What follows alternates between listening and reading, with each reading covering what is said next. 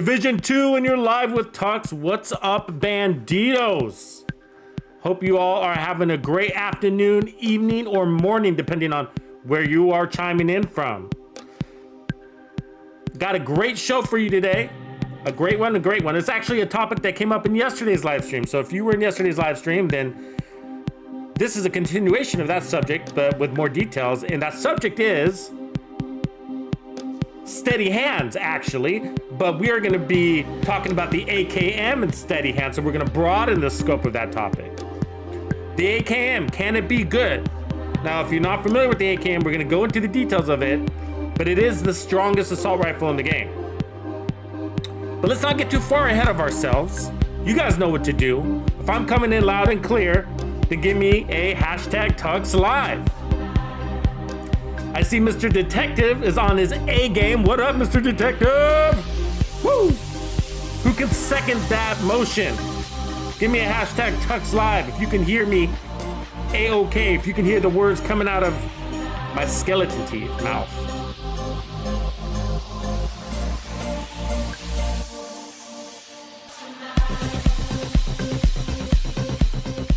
What up, Fireblade? Good to see you, man. I'm glad you caught this. AP, what's up, bro? Daryl Mesa, shout out from the south of France. All right, got my French boys in the house. Brassbat, thank you for that confirmation, Daryl Mesa. Wyatt, thanks, man. All right. Sounds like I am coming in loud and clear. Cool. Loud and clear, loud and clear, loud and clear, that is. Quick housekeeping things. First of all, you guys know what to do. If you like what I do and you want to support me, the cause of the Division 2, then make sure you hit the like button right now. Subscribe if you haven't. Appreciate that.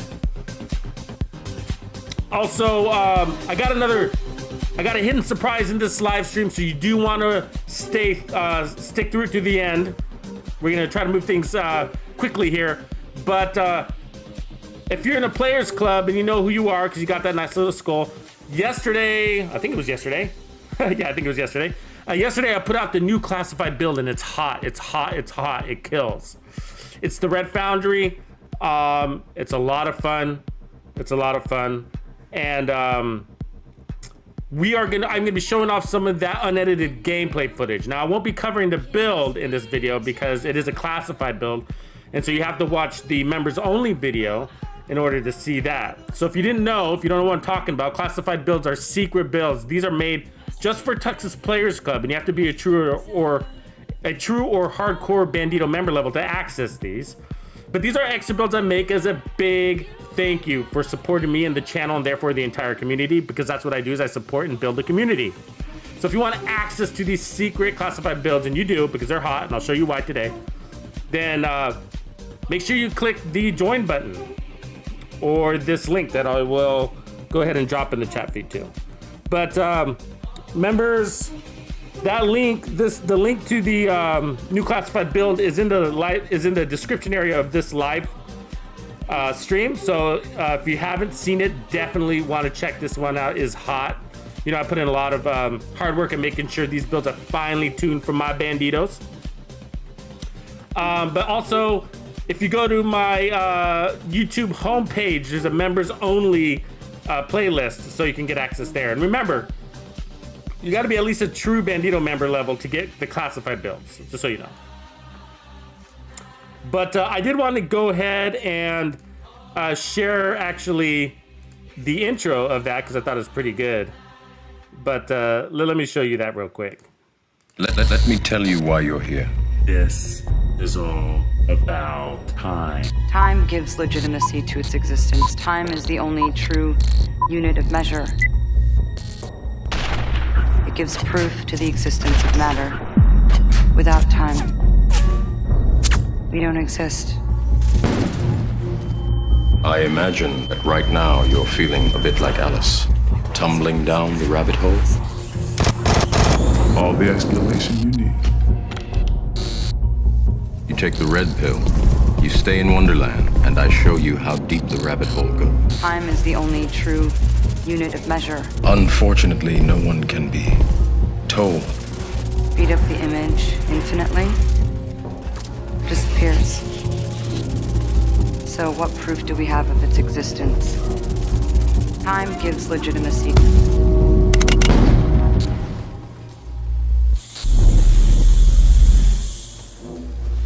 Without time, we don't exist.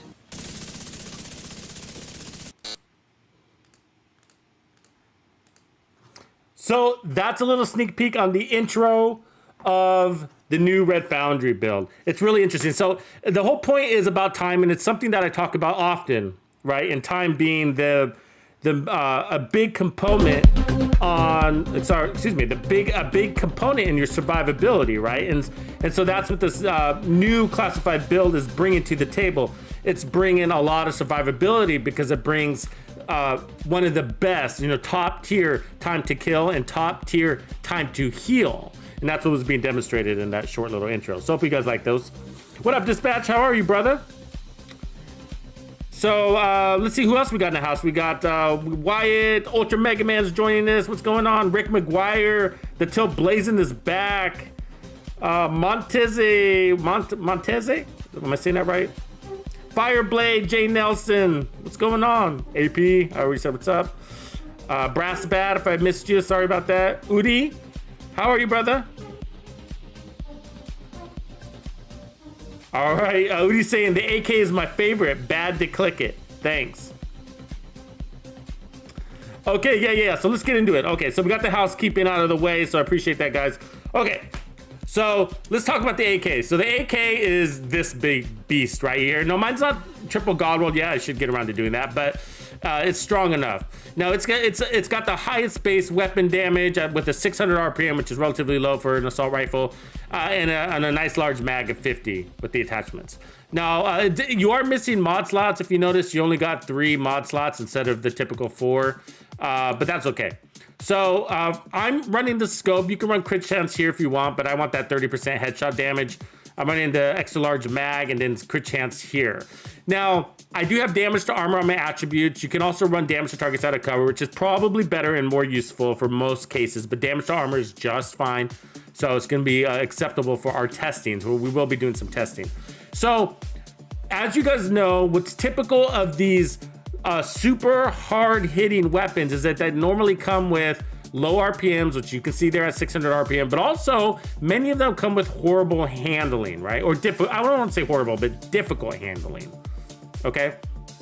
And so yesterday, one of the Players Club members, and I don't think he's on here today, but it was like I'm having a hard time remembering his name off the cuff, but it was like Willie or something like that, T Williams, some TW, but hopefully he jumps on today.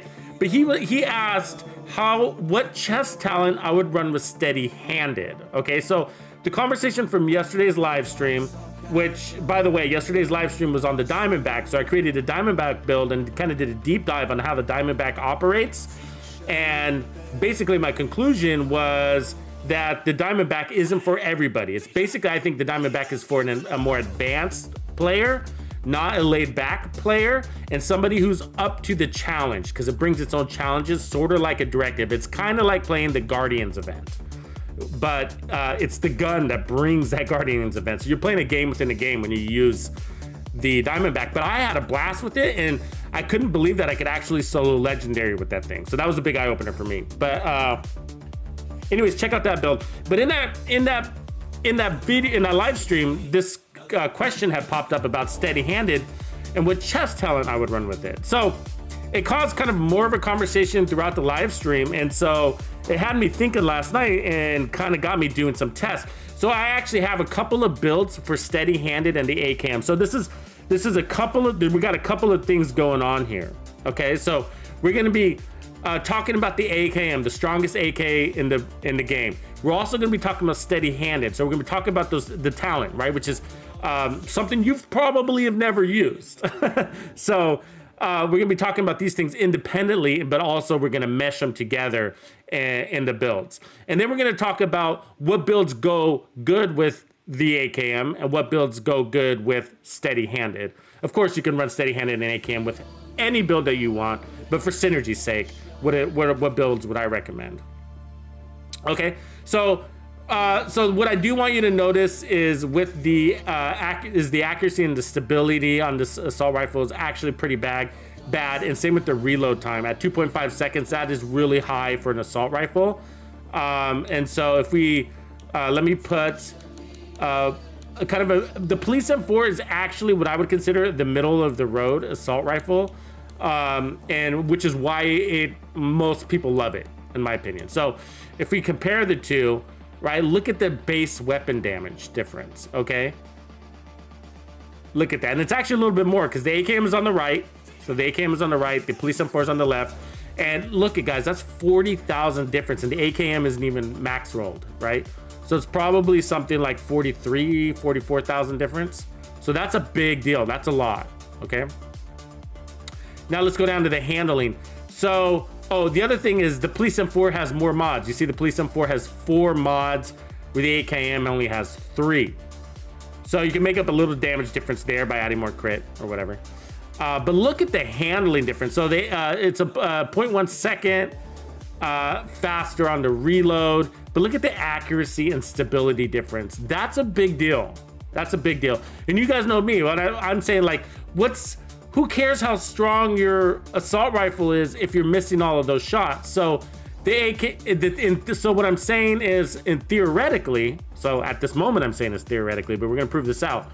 But what I'm saying is that theoretically, the Police M4 is stronger and has better DPS because you're actually landing more shots. So I'm saying, based off of weapon handling alone, the Police M4 is actually a stronger AKM. This is the hypothesis, okay? And so in theory, the Police M4 is stronger based off of weapon handling alone, because even though it's 40,000 less per bullet, you're landing more bullets, right? So the AKM, if you're going from one shot to one shot, then yeah, the AKM beats you by 40,000. But if you're landing, like 30% or more of your shots, let's just say, out of the Police M4, right? Then that's 1 out of 3 bullets are landing. You're landing more. Let's see. So I guess we would say like you'd be landing 2 out of 3 bullets, where the AKM is only landing 1 out of 3 bullets. Right, and so also you got a higher RPM, and I believe RPM is king in this game, and so we'll demonstrate all of these things in some testing. Okay, so the other thing is, let's take a close look at this talent, which is steady-handed. Okay, so this was the conversation yesterday. So steady-handed hits grant a stack of 1% accuracy and stability at 100%. At 100 stacks, okay. Basically the talent consumes the stacks to refill the magazine. So it's got an auto refill mechanism, basically like that's sort of like pummel for the shotgun, right? After 2 kills you get an auto refill, but this doesn't require a kill, it's just hits. But you're getting that accuracy and stability, so it's sort of like, actually let me whip it out, let me see if I got my Eagle Bear here. There. So tenacity is sort of the same thing. So that where accuracy increases as you continuously fire up to 30%. So you get only 30%, where steady-handed is giving you 100% accuracy and stability, which is a big deal. That's a lot, right? You guys have seen any of my accuracy, high accuracy, high stability builds? We get up there, 185% accuracy, and things turn into laser beams when you're shooting that. With that precision. So anyway, 100. So all you got to do is hit. So one of the questions he brought up was, well, what talent, what gear sets? What chest talent? It was a question.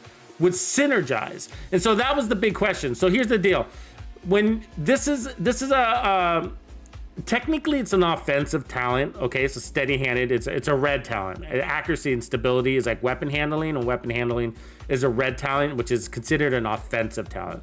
But the reality is that it's not putting out more damage, but it does help your DPS. When you're landing more shots, it helps your DPS. Agreed? So, but the truth is, it's not actually putting out any more damage, right? So we can agree on that. Whereas you can run strained, like on my Police M4, I'm running strained, right? Which is going to give me 50% more critical hit damage. So on the AKM, as my default, I would go with Optimist or Strain, most likely Strain, because that works out really well with the AKM. And so I'm losing, by running steady-handed, I am trading 50% more critical hit damage for landing more shots. Sometimes, that's the catch. Now, steady-handed, admittedly, is designed more for LMGs. So, you know, and the reason why I say that is because it's based off of hits, and the stacks are at 100, which is seems to be tuned more for LMGs, and you know, that really helps for suppression as well, because it's not requiring any kill or anything like that. Now there's another version where, you know, you can crit and get more reload speed. There's that. Then there's obviously braced. There's weapon handling rolls you can put on things and stuff like that. So anyways, so let me show you how it works, and then we'll go into some details. So I got this set to Invulnerable Elite. Okay, you see that Invulnerable Elite. Now let me switch to my AK. Now basically, so we got to get 100 stacks. You see the meter in the down left. Okay, so it's at 0-0 right now. So what I'm gonna try to do is hold my my aiming reticule right on the center chest. Okay, and at first it's gonna be difficult, and then it's gonna turn into a laser. As it climbs, as my hits climb, I'm gonna start moving my reticule to the head. Okay. Now what you will notice, so these are things I want you to notice. Okay, so these are things I would like you to pay attention to. What you will notice is that as the once the gun resets, so once you consume the 100 stacks, you're gonna see the thing kick like a fucking bucking bronco. Okay, so, but check it out. So it's gonna be hard for me to hold this. So this is hard. So I'm actually aiming for the chest, and it's going everywhere. But as those stacks climb, it's gonna get easier. So now it's getting easier. It's pretty easy, so I can migrate to the head. But now watch when it consumes. It's gonna kick. Boom. Look at that. You see that? It kicks, and that's my rise. So let me reset. Okay, let me reset. So I'm gonna do that again so you can see. So I'm trying to hold it to the head. It's difficult, but it is getting easier now. I mean, to the chest. And now I'm gonna rise to the head as I get more handling. Now I can laser beam the head, but watch the kick. Boom. You see the kick there? And then a lift. So I'm trying to hold it on its head there, but as soon as you get that reset, then the handling changes on you, and all of a sudden you're trying to control that bucking bronco I was talking about, and that's the AKM. Boom, and there it is. You see that? Immediately, like, it takes off. It's like lift off. Like there should be a NASA countdown with this thing. 10, 9, 8, 7. That dealio. Because when you get to that, I mean, it feels really good right here, by the way. Boom. So I feel like, feeling it, like just like from in my controller with the aim, how the aim feels, like I feel like right when I get it to about 45% to about 65%, things feel really good. And then, you know, 90% to 100, it doesn't matter, I don't believe. I believe that, you know, once I get to about 40, let me see, about that 43, it feels good right there. So that feels really good. So anything over that, I think anything over 40% is wasted because it just feels good. It already feels good at 40. So it's great to have 100% accuracy, but I believe that that's where my diminishing return is happening. So I got about 45% diminishing returns, but. And then you just feel that thing lift off when it resets. But okay, so that's the deal. Okay, so basically what I was trying to say earlier. So the question was, CD Stanley, welcome, man. Welcome to the Players Club. Appreciate the support. Thanks, brother. Welcome. And also welcome to the live stream. So part of the question was what talent, chess talent specifically was the question, would synergize with that. Now, that's a big deal. So basically steady-handed, okay? So I don't think you want to put steady-handed on a weapon with high RPM. So I think that like putting steady-handed on the Police M4 would be a mistake, okay? Because the Police M4 already, there would be too much diminishing returns. It's already got good enough handling. Same with like the CTAR. You wouldn't want to put steady-handed on that. You could try putting it on the Falsa Para, which is, you know, just below this AKM, but the Falsa is actually handled the stability. Look at the difference in the stability between the AKM and the Falsa. Falsa is quite a bit better there, and that's really what you're worried about. You're not so much worried. I think that if any of these, like on these assault rifles with the higher RPMs, it's their stability that is all really good. So if anything, I would focus on the accuracy on these high RPM ones. On the clunky assault rifles, like this is what I think about the Eagle Bear too, and this was part of our discussion yesterday, is that like if you look at the Eagle Bear in comparison, its stability is well, it's saying it's technically better, but I don't know if I believe that. But let me put it on. There you go. Oops. Okay, and then let's compare it. All right. So, but usually with these heavier handed assault rifles, it's the stability that you're worried about, and that's what I don't like about Eagle Strike. Is it's saying, oh great, the more you fire, then you get better accuracy. I don't give a shit about accuracy with this nasty Eagle Bearer. It's the stability that I'm worried about, because it's got a kick to it too. I don't know. Maybe I guess I'm comparing it to the AKM, so it does feel better than the AKM. That's for sure.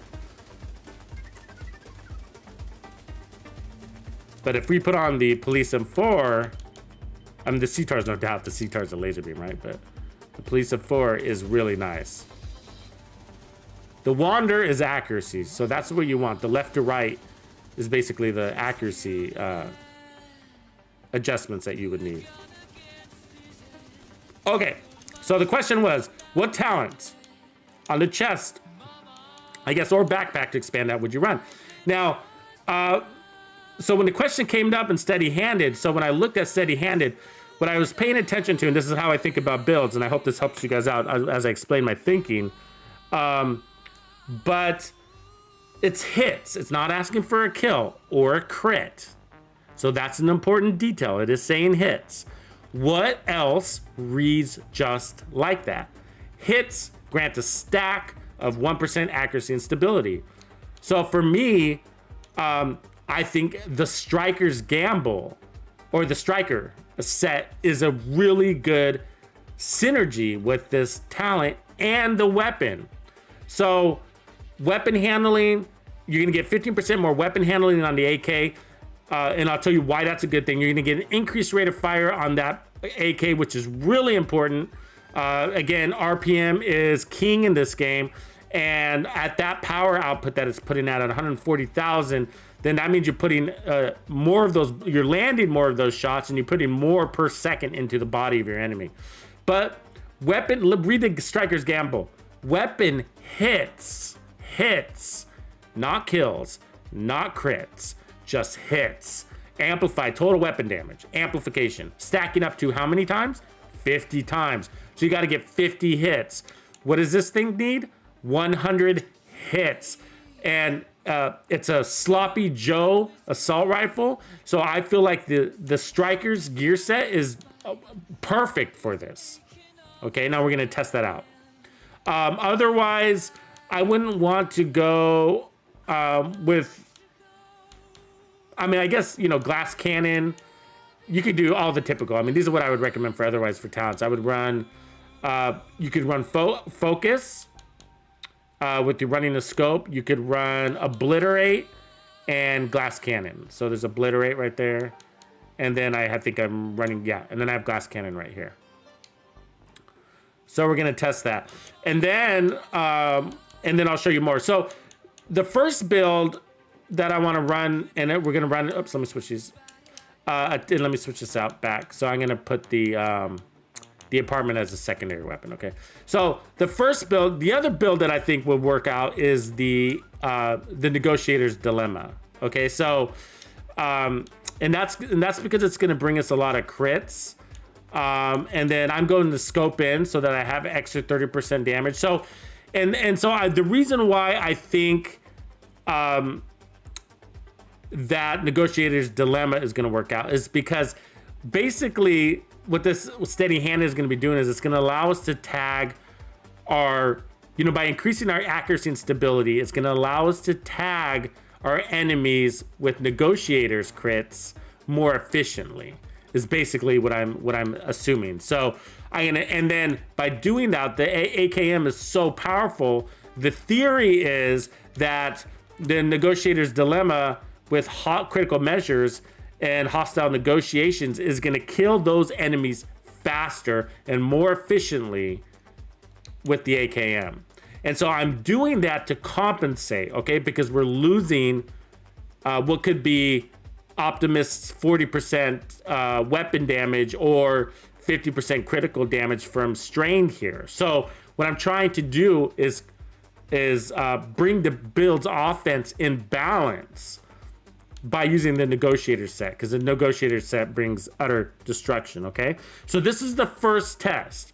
The question is, can we make the AKM good?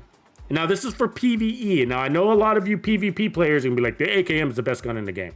Right? And that's because you are stepping up to dudes in the PvP environment, and you're like, yeah, you know, you can kill them in the first 10 bullets probably, right? Just break their shields and stuff like that. But yeah. So let's see what you guys have to say about this real quick, because I know some of you guys got some comments. So I'm not saying it's a bad gun. I'm saying that it's a very difficult gun to use, okay? Because it's got really high damage, but it really does buck like a Bronco.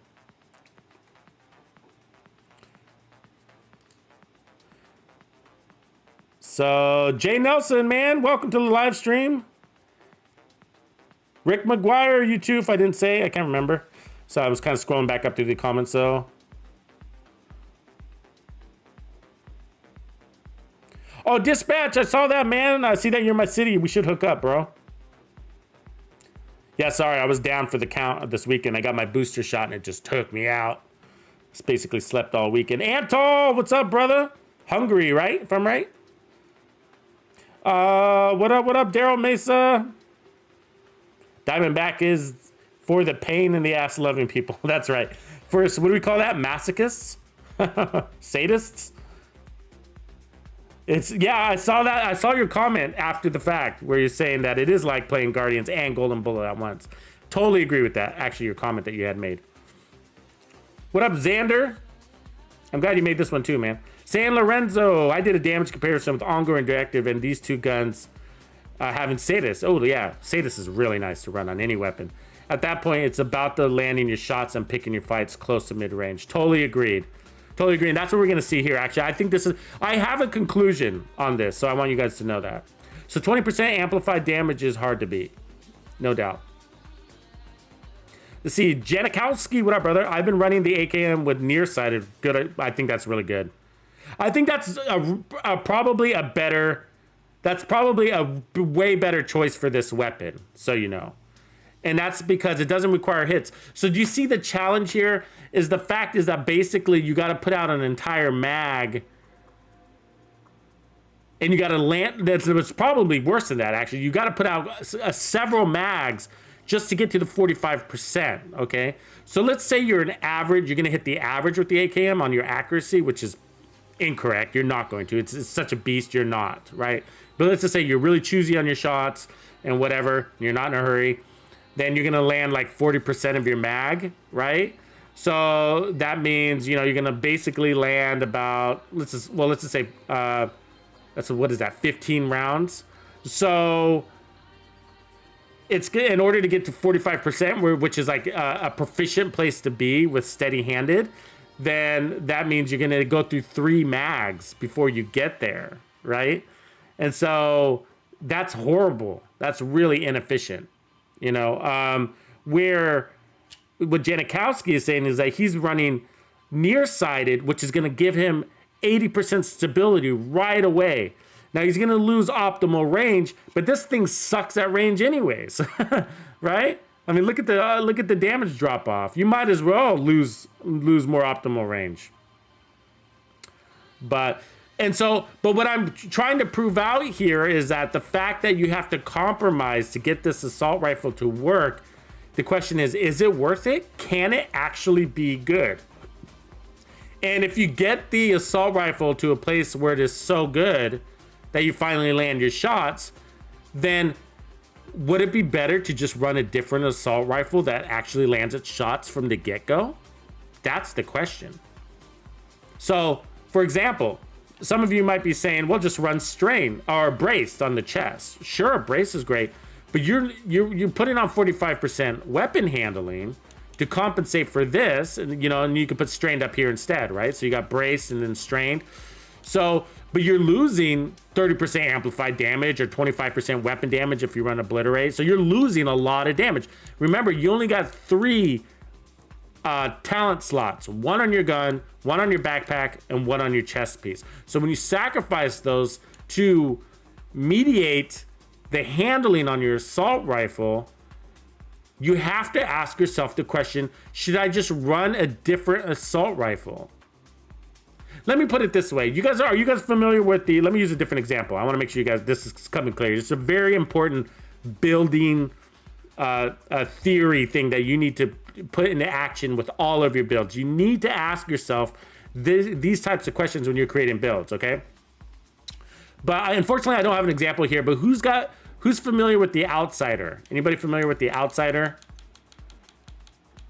Unfortunately, I do not have it here, but the Outsider is the MPX SMG, so it's the same SMG, but basically what it says is that after you get a kill, it's going to give you amazing optimal range. So after you get a kill, it gives you the optimal range of an assault rifle, basically, right?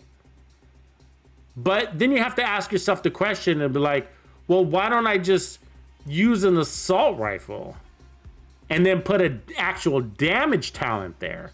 Because you're turning your SMG to an assault rifle, and the advantage would be that SMGs come with more crit chance on them. So that's the advantages, is that you're getting the crit chance of an SMG, but you're getting the distance of an assault rifle. Well, some people will be like, no, it's also the RPM. Not true.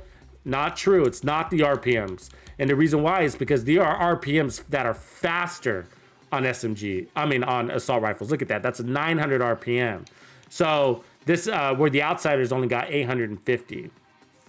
So, so that's not the case. It's just optimal range and crit chance. So the advantage is crit chance. By turning an SMG with Outsider into an assault rifle, you're basically losing your talent, your damage talent, where you could have perfectly measured there. You can have Optimus, strained, whatever you want, right? But you're missing out on a lot of damage. At least 50% crit chance. Killer, you can miss imperfect killer, whatever. So why not just run an assault rifle and put a damage talent there? Then you get the optimal range, the same RPMs. You're gonna have to spec some crit chance on your build, so that's the sacrifice. But you're able to make up on all that damage by putting strained or Optimus on your assault rifle. So that's the same question we're asking here. It's just like, well, if I have to lose a damage talent to run steady-handed, now this isn't a choice, it's you have to. In order to make this gun, you gotta land your shots. Why run an AKM that's so powerful when you can't land your shots? Now, we're in the testing range, so this is not an accurate picture of DPS. It is, the target is just standing there. That doesn't happen in the game, or rarely it does. Targets are moving. You'd be surprised there'll be a target standing right in front of you with the AKM on how many shots you're gonna miss.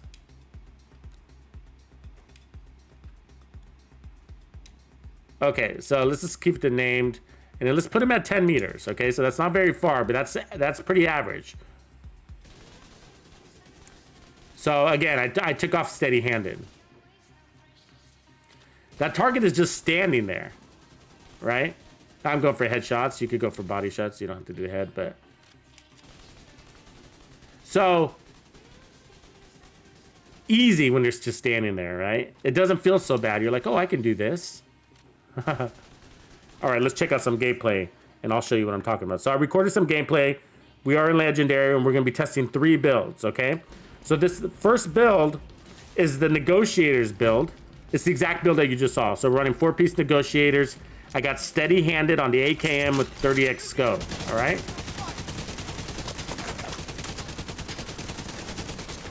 Turn that gameplay footage down. So do you see that? This is with steady-handed. Watch the red reticule. Watch how it bounces and circulates around my target. That tank isn't moving, right? But negotiators is nice because as it improves, I start landing more of my shots and I become a more efficient killer ×3. So that's why, so if you're wondering what synergizes nicely with this assault rifle, I would say negotiators is really nice because it compensates. It compensates. So if I'm missing 2 out of 3 of my bullets, at least when I land that bullet, I'm hitting 3 targets at the same time. Do you understand my logic there? Does that make sense? So negotiators is compensating for my horrible handling. Because again, let me say that again. So if I'm missing 2 out of 3 of my bullets, at least with negotiators, when I land one shot, I'm hitting 3 targets at the same time with a single bullet. That's my logic here. And it works. It works. That was really efficient. I cleared out the whole phase really quickly. So I do feel the handling. I can feel it improving as I'm landing more shots, and the AKM becomes, you know, a more efficient killer.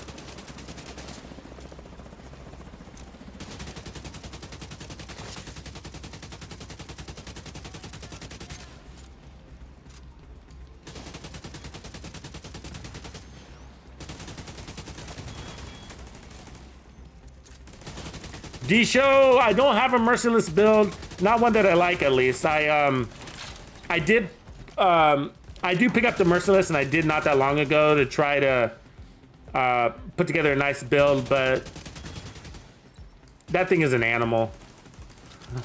Actually, the truth is, I don't think it's powerful enough. It's not the handling that bothers me. I can work with bad handling weapons. But it's just that it's just not powerful. I mean, I can run glass cannon and have everything procced and blah, blah, blah. And, you know, I'll get all of those explosive rounds stacked and then they detonate and an elite won't die. And that bothers me. I need to at least be able to kill an average elite.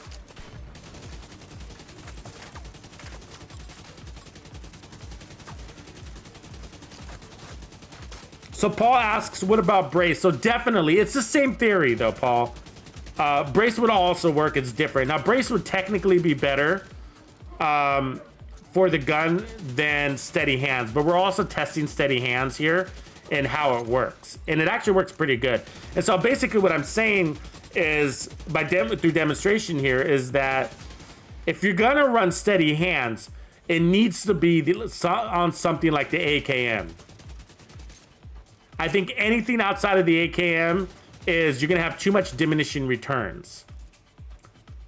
So it's sort of like running braced with, you know, the police M4. You don't necessarily need to do that. It's not the worst thing in the world, but you're gonna at some point reach diminishing returns. But so yeah, I mean, you could definitely run braced with the AKM, but you still have to ask yourself that question: at what cost?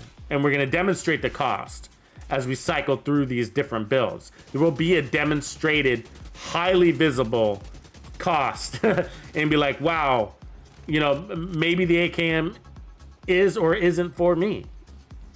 Isn't the best, like all of that power, and this other assault rifle performs kills and clears legendary content much more efficiently.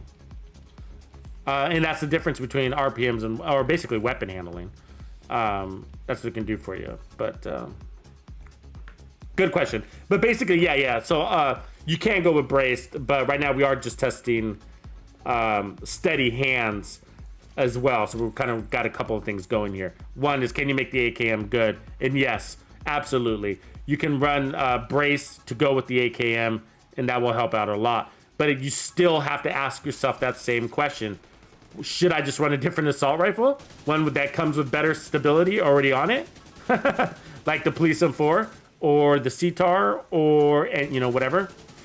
So I like the Falsa Para. I feel like that's in a nice place. It does have a smaller mag, which is sort of frustrating, but you can run this, and I'm demonstrating here. We're clearing legendary content, so I'm not saying that you can't do it. I'm not saying that it doesn't work, but you know, there is a cost to what's happening here, and that is time.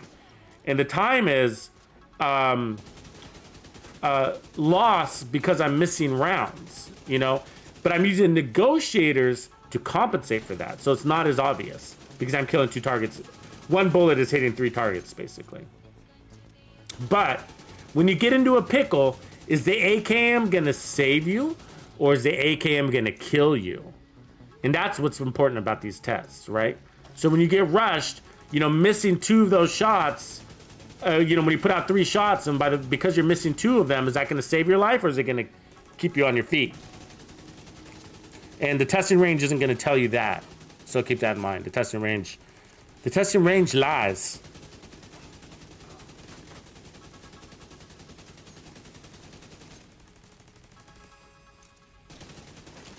Yeah, I agree with you, Dispatch. I agree with you. So the Dispatch mentions that the suppressor attachment with 20 stability and with a little loss of optimal range is underrated.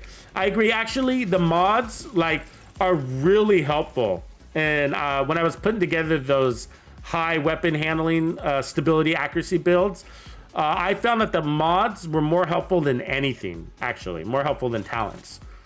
So because you can put like plus 10 stability, plus 10 accuracy on this and that just through your mods, and that makes a world of difference. That's a big jump. It's a big jump.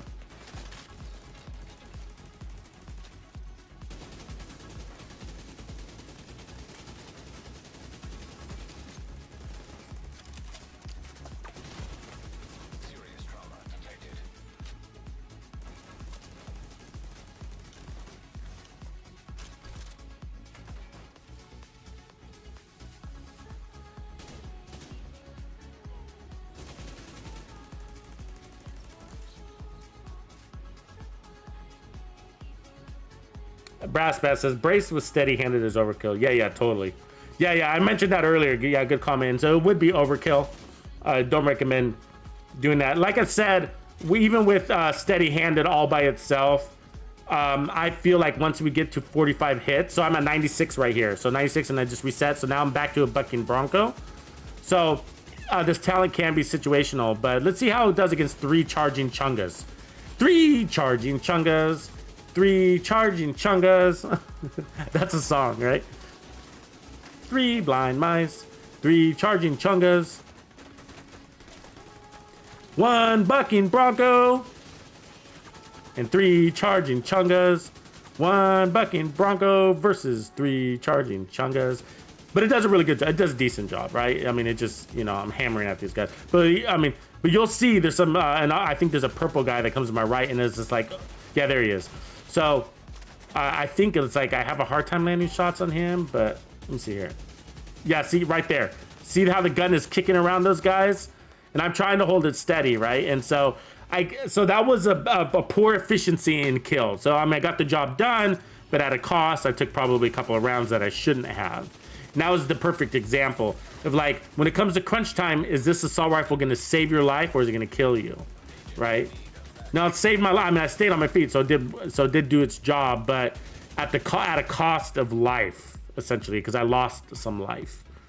You know, where I believe in another setup would have made things a little bit better. Okay, so that's the first test. So now let's look at a second build, the second build. Okay, so again, run negotiators because you're missing so many bullets that negotiators is going to make up for it, and that's why it works, and that's why it's a recommended build for the AKM. All right, now you can go strained or you can go braced. You're probably better off running braced on your chest piece instead of, oh, I'm sorry, I didn't mean strained. I changed the talent. Steady-handed, right? I should put that back because we're gonna be talking about it. Let me put back on steady-handed. Wasting resources. Wasting them. But let's put that back. So steady-handed. I actually had to farm steady-handed. I didn't have it in my library. It was really easy. You know it's a bad, let me tell you this, like, you know it's a bad talent when it's really easy to farm. So I went to the crafting bench and I got it on my second assault rifle. And then I went and played Legendary 3 times this morning, just back to back, just to do these tests. And it's today it's set to, the map is set to SMGs right there. And so I got 3 SMGs with steady handed on it. Like all in the same day. Like that's how you know it's not a good talent, because the game gives you a shitload of those when you're not, of what you don't want, basically. But not to dog it too much. I know it's got its uses, obviously. So okay, so build 2. So what I was saying was run negotiators, because you're missing so many shots. At least 1 bullet is hurting 3 targets to make up for that poor accuracy. So what I was also saying was that what's also gonna synchronize nicely with the AKM and steady-handed, so both, is strikers. So because strikers is gonna give the AK, this horrible weapon, a better weapon handling and also a higher rate of fire. And I don't mean horrible, I mean hard to handle weapon. And then it's also saying on hits, we're gonna get amplified damage. All we gotta do is get hits, and we get up to 50 of those. And that's perfect for steady-handed. But what's bad about steady-handed is, like, it's hard to get those first 45 hits to get it handling nicely, because the thing is a bucking bronco. So that's why striker is going to synchronize nicely with this, synergize nicely with this, because let's put it back on 10 meters, I think we were at, because it's going to help the handling and RPMs. So by putting on higher RPMs, right? So we now at 690, we were at 600. That means we're going to get those hits faster, right? So we can get to 45% faster, not just because of the RPMs, but also because we got 15% more weapon handling. So, unfortunately, once we get over 45%, 45 hits, then we got some redundancy and some diminishing returns on the build. But the RPMs make it worth it, and same with the amplified damage. So again, focusing on the chest, so it's shooting a lot faster. Oh, let me turn up the volume here, so you can hear those ting ting tings. Okay.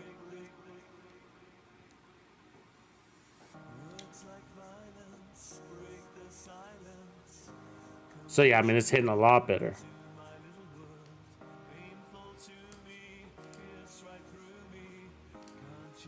Let me check something real quick.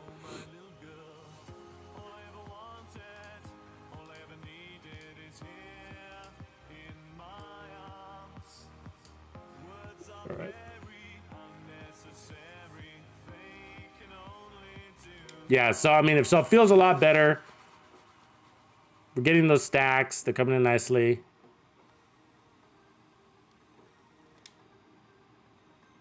That RPM, I really like that. Okay, so let's see how this does. And so this is the build that we're about to see in action now.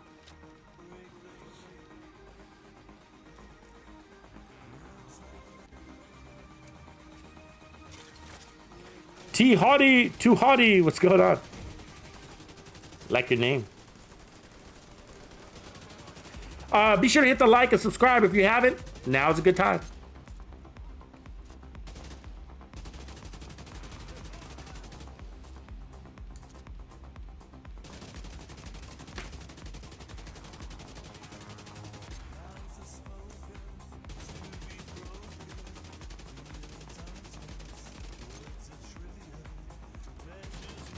Yeah, Daryl makes a good point there. You said maybe the AKM is made for chungas and tanks, big targets that don't move. Well, tanks are still difficult because they got skinny little necks and small weird heads, right? But yeah, but like warhounds and chungas, these big fatty targets. But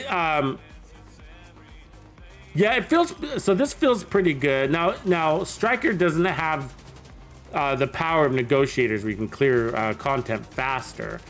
Basically, negotiators makes any build, any weapon feel really good because of how fast you can clear content. But I mean, this is why Strikers was developed. I think it was developed for the AKs in mind. It's definitely the fixer of all weapons. So yeah, it feels good. Landing a lot of shots.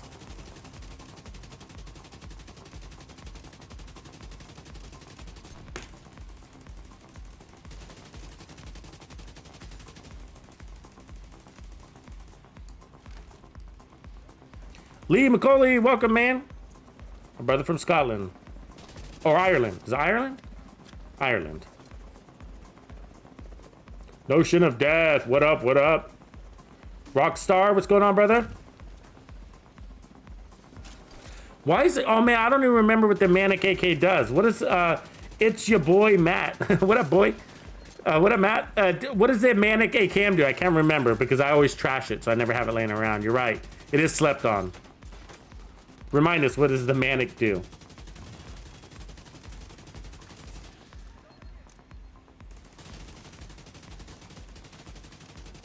Yeah, time to kill is more important. Is a really important, guy. Now, those of you, I see Tim Healy's comment talking about time. Interesting way to think about the game. He says, as a casual player who only has so much time, I need to be an efficient killer. Totally agree. The faster you can kill, the faster you can clear content, right? The more drops you get, but also for survivability's sake. You know, I'm really big in creating builds that are balanced and have great survivability with power. I think those make the funnest builds in the game and highly effective, obviously. But time to kill is the most critical component to your survivability. More than your armor, more than any healing power or anything like that. But it basically gives you your choice in heals and allows you to select the most powerful. Which is armor on kill. It's the fastest heals in the game, right? It's instant. Instantly you get a kill, instantly your armor goes up by 10% at least. So that's why time to kill is important. And then when you can do that, that means you can get out of cover more often, right? You can play out of cover more often, which allows you to clear content faster because you can push on the enemies instead of waiting for them to come to you all the time. Also, with striker build, you should, just as a side note here, that be aware that striker just does a really good job of sucking out ammo. So, you know, you need to run gunner with striker builds. Highly recommended. Especially in legendary. Especially in legendary. If you're soloing legendary.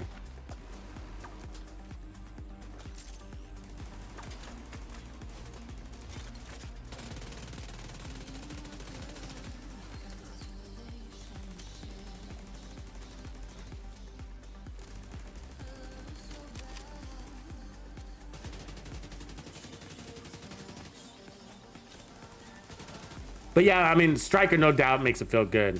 I'm sure many of you guys have run Striker with the AKM. Actually, there is the all-new meta build that it's one of the metas. It's not the meta, but it is the meta. There's the AKM with the 30x scope, and if you run that with focus, it provides a big damage boost. You can get this thing pushing out to 1.45 million. Show that in a few live streams. But I do want to comment, like when I switched over to my SMG there, I was like, ooh, that feels much better than the AKM. So, you know, it really did.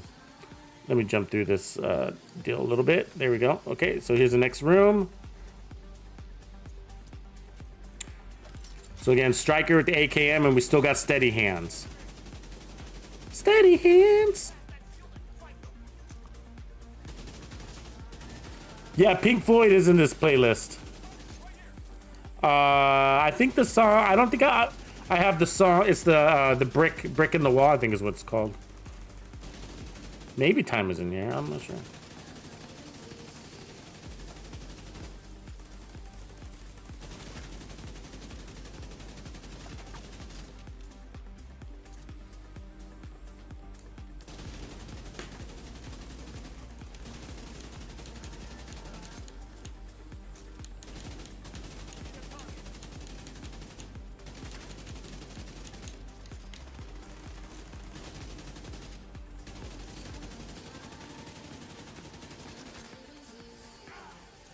So yeah, I mean, it does a pretty good job, and they're standing in their heels. Keep that in mind.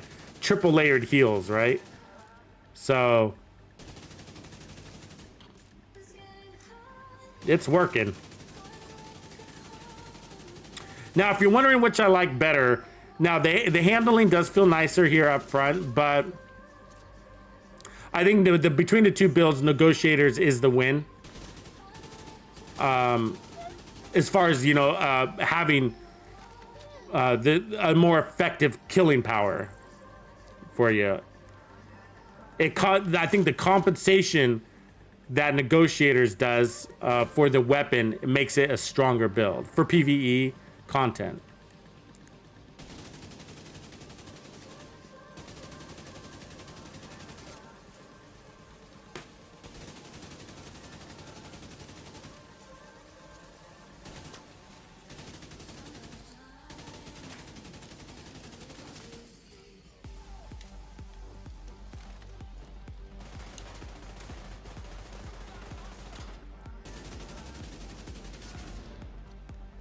All right, so let's see what it does to these chungas.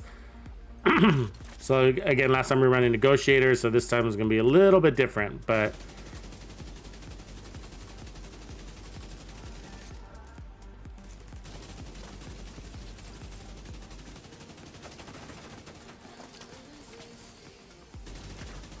so I'm just using the turret as a decoy. I'm trying to, but yeah, so I mean, so this is a perfect use case here. I mean, like this build right here, I mean, for 3 chungas coming at you, feels really good. I mean, just look at it, just chug through these guys.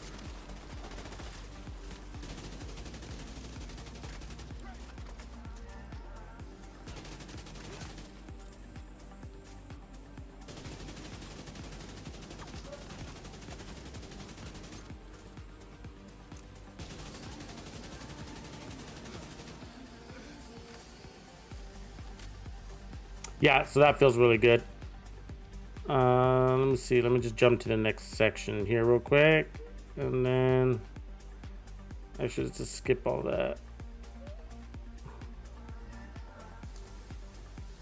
Let's see here. I don't want to waste time on this little in-between stuff. So actually I'm going to skip this little section. I think we've seen how this build performs, so.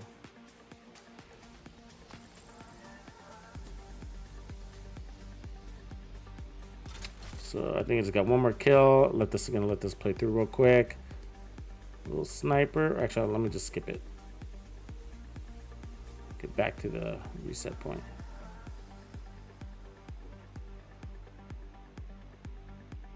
Okay. That's where we need to be next build. Okay. And so let's take a quick break for a hugging session here. So I'm waiting in line to join the huggers. So isn't this nice? You know, in times like now when we just got so much polarity going on in the world and who should be vaccinated and who shouldn't, why don't we just all get together and hug like these people? And so that's what Tux is doing. Tux is getting in line to be part of this hug fest.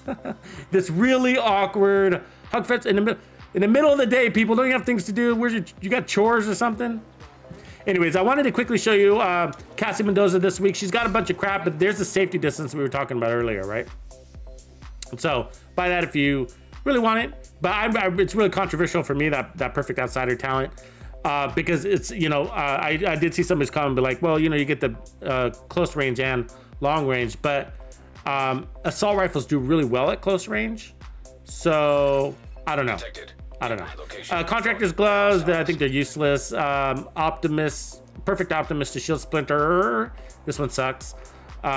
This I think would kind of be interesting if you had something better than weapon handling, but it's basically not hot. So, but what I did want to point out is this. Okay, so this is the Eclipse Protocol backpack with skill damage already on it. Now, there's a build that I put out. It's probably has the fastest time to kill of any of the hybrid builds. and it's called the Aggravator. The link to that hybrid build video is in the description area of this live stream, so you can check that out there.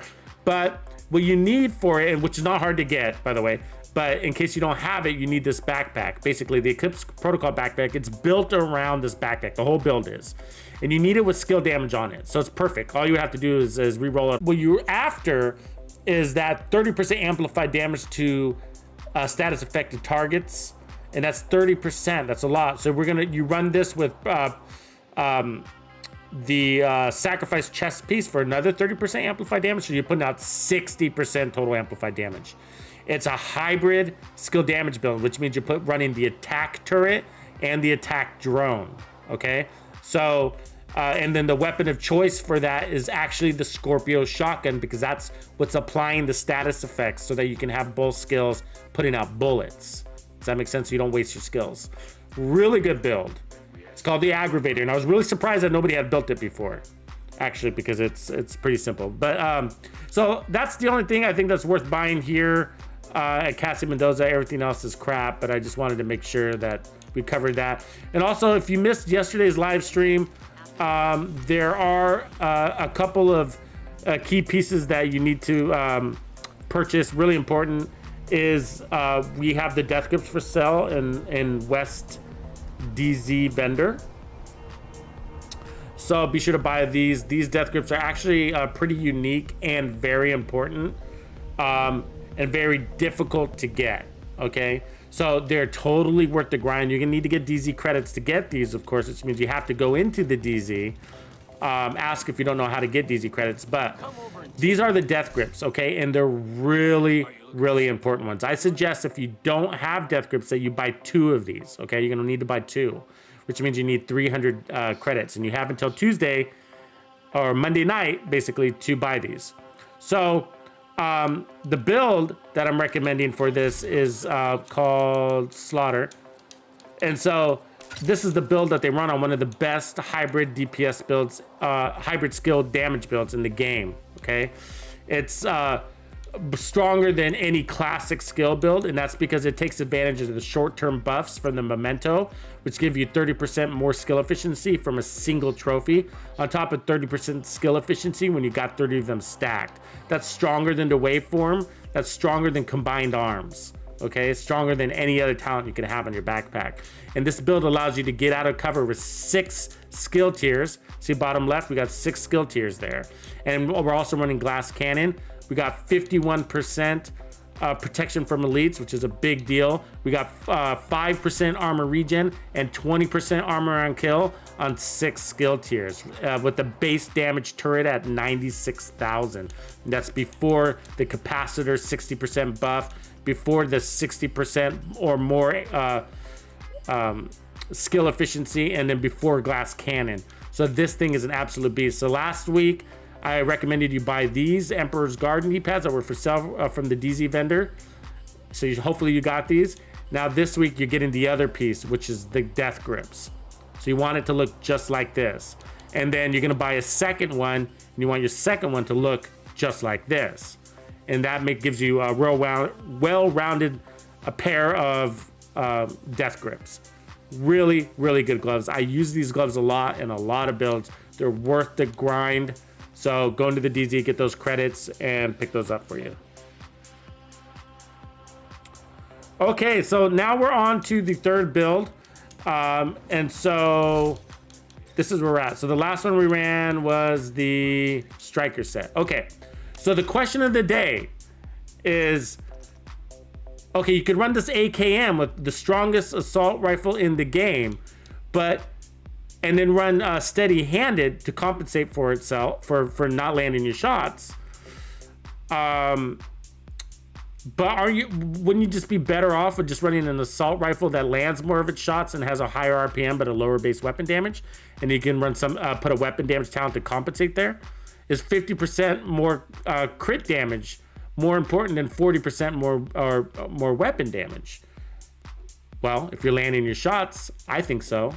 So basically, the only thing that's changing in this next build is the assault rifle. Okay, everything else is gonna stay the same. Oh, and if I didn't mention, the knee pads have been consistent on all 3 builds. We've been running the Fox's prayers. And then for the striker builds, instead of the negotiator's backpack, obviously, I swapped out to the Grupo. So that's consistent with the AKM build that we just saw. All right, so let's check this out. And this is sort of an eye-opener for me. I mean, I've always believed this to be the case, but for this, I really, for this test, it really did a nice side-to-side comparison. So I'm switching from the AKM to the Police M4. That's what I'm demonstrating here. Same exact build. And I could tell immediately what my conclusion was going to be. And it's sort of, I'm really open to big heavy hitters like the AKM. I really am. Especially as the improvements came to the striker build set. It made me more open to these types of weapons.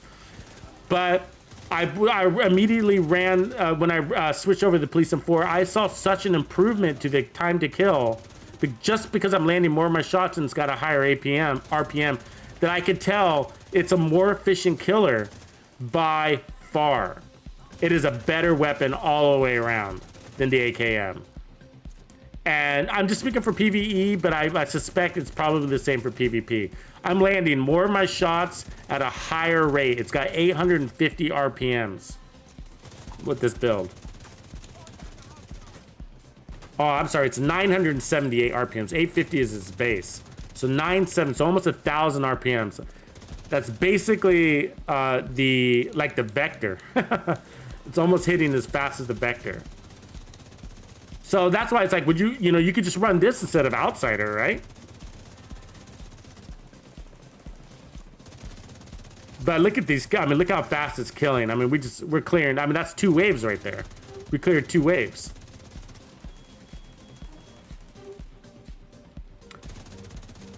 And so, I have run this with negotiators. Unfortunately, I don't have the test with the Police M4 negotiators, but yeah, it's OP. It's actually the default, I would say the default way to solo legendary is running the Police M4 with negotiators. But yeah, so we're only doing the striker test here for this one. That's just how the progression of the testing kind of went out. But so for me, my conclusion is the Police M4. The answer is yes. So the question was like, the AKM is the hardest hitting assault rifle in the game, and because it misses so many rounds because it's a bucking Bronco, instead of running braced or steady-handed, is it better to just drop down on base weapon damage and land more of your shots? So that way you can run 3 offensive talons like we got here. So we got Striker's Gamble on the chest, we got Vigilance on the backpack, and then I'm running Strained on the weapon. So for whatever I lost in damage from the base weapon, I picked back up because I now don't have to compensate for the handling, and so I can run all damage talons. And I mean, look at that. I mean, these chungas are just going down really fast. I mean, that's so much faster than the AKM, believe it or not. So much faster. I hope you guys can see that. I invite you to try it yourself. Okay, because I know you guys all have a 4-piece striker, right? So get yourself the AKM. You need to have that anyways. And if you guys have been following my streams, I put together the meta of all meta builds, right? The strongest hitting assault rifle build in the game is the AKM. It is the strongest hitting assault rifle build in the game. It uses 4 pieces of striker with focus on the chest, max crits on everything, and the backpack was Vigilance, I believe. Hardest hitting assault rifle in the game, build in the game. 1.45 million is what it's critting at. So that's important that you run that build because you need to know what it feels like. So because that's basically what we say is setting the bar, right, for damage. So when you create your assault rifle builds, you can know what the bar is, and so you can kind of gauge, how far off is my build from the peak of assault rifle damage builds. So that's why it's important. So anyways, from there, I invite you, then switch it over to the Police M4, and you'll be like, what am I thinking? and you know what I mean? What am I thinking? It's way better to just use the police M4. And but you know, don't just rely on me. I think my words and even this live stream, I think it's something that you have to feel out yourself. You know, you have to try both these weapons to determine that. And so I think that'll help you also in having build talks and build conversations, having actually tried both of these build setups. At least in the striker format, you know, the negotiators aside, you know, put on a 4-piece striker, run the AKM, run the police M4 or CTAR, and you just feel that difference. I think that'll help with your build discussions as well as creating your builds. That was critted at 1 million right there. Did you see that? That was a crit at 1 million. It's like 998. So 1 million crits.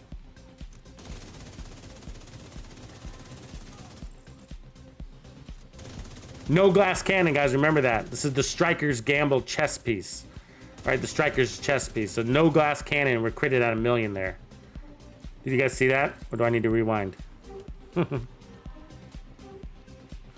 I don't know the name AK Manic by heart in your boy Matt and what it does. So somebody please remind me. Silverback, welcome. Texas Players Club. Woo woo. Appreciate you, man. I'm gonna copy some links for you newbies that joined today. Appreciate you for supporting me, Silverback, and the community. And so posted some links there. So one of those links is just gonna take you to my homepage on YouTube. But I want you to notice at the top there's a playlist for members only. All right. And then the other link is to Discord. There is a members only channels for Texas Players Club on my Discord. So that's what those links will take you to. That's where I'm sending you. Perfect overflowing. And what does overflowing do?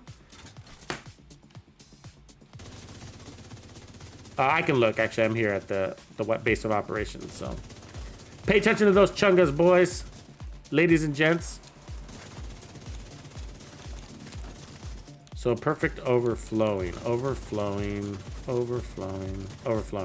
So every 3 reloads from empty increases your base magazine capacity by 100%. I've actually never used that talent.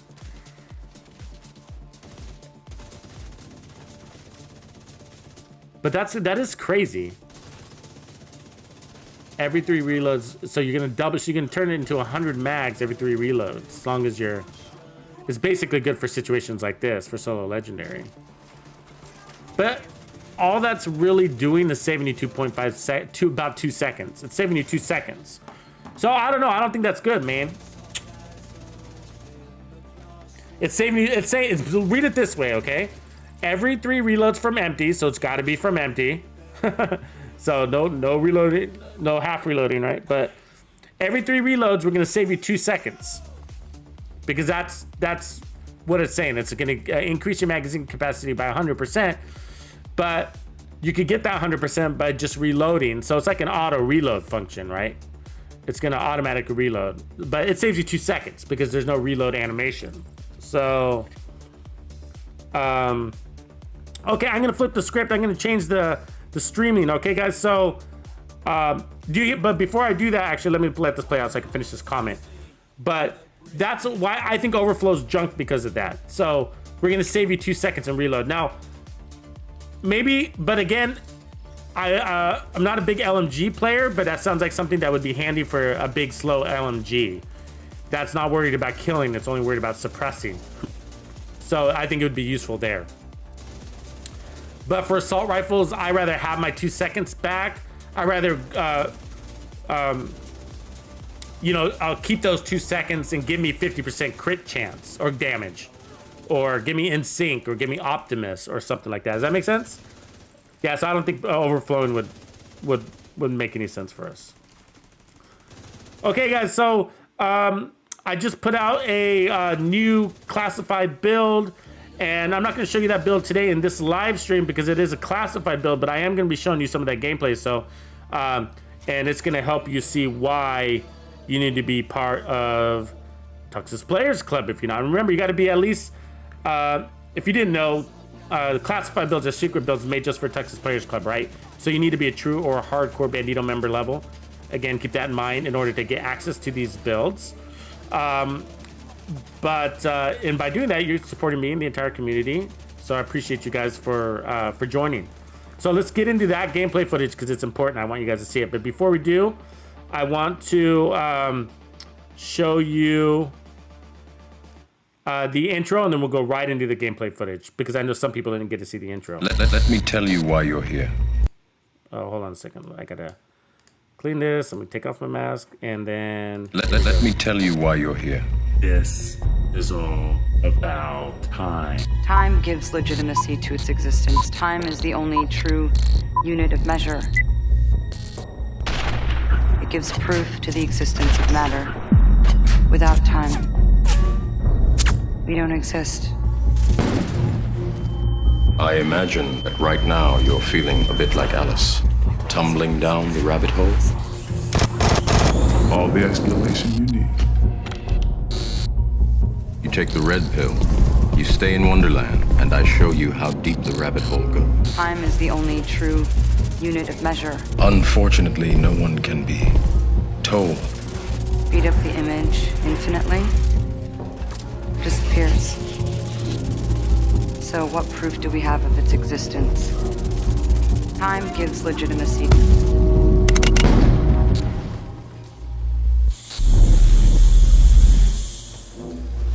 Without time, we don't exist. He hasn't taken the pill. What? There's no time. I know. He's having a moment. Come on. It'll be fun. I promise.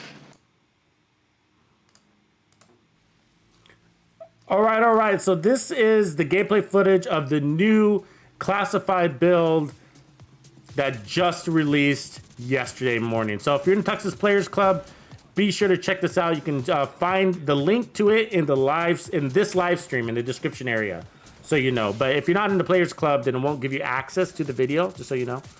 But yeah. So anyways, I invite you to check this out. Actually, it's really fun build. I had a lot of fun. Super powerful. It's all about fast time to kill and fast time to heal. So as you're watching the gameplay footage, that's what I want you to focus on there. Okay, so it brings best gear set talents together, as well as damage attributes and healing attributes without sacrifice any damage. It's 6 red cores. Okay, it hits at the power of I think 16 red cores with 200% crit damage.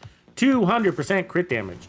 And so I believe you can go to 0 to full armor in about 4.5 to 6 seconds, as long as you're not taking damage. If you're taking damage at the same time, then obviously that's going to slow you down. Eclipse 187 CTAR up close is nasty. Actually, CTAR is right up there. I think the CTAR competes as my favorite SMG. Assault rifle in the game with the Police M4. I do go back and forth between which is the best. Now the CTAR is down a mod slot, so that's one neg for it. But I think when it comes to the weapon handling, I think it actually has better weapon handling than the Police M4, so that's a pro. But yeah, try running the Police M4 with Killer. That kicks ass. By the way, Rick McGuire asks the question: what are your thoughts on the FAMAS in this scenario? So the FAMAS is got the named one. What is it called? The burnout, where the burnout is on empty, right? It's got perfect on empty, which is reloading from empty grants 30% weapon handling for 10 seconds. 30% weapon handling is a lot. And that's actually I don't like the FAMAS without weapon handling, actually, so I don't use it. I think it's sort of a little bit all over the place. I know a lot of people love the FAMAS, but for me, I feel like it's all over the place. I'd rather run the CTAR or the Police M4. But with burnout, the burnout is pretty unique, actually. If you run that with what do you call it? The one where you're in scope all the time, that is called just drawing a blank for some reason. Focus. So like if you run the 8x scope on the FAMAS with focus, the burnout, that is the burnout with which is the FAMAS 8x scope, and the focus talent does really well. So yeah, no, you could probably solo legendary with that build right there.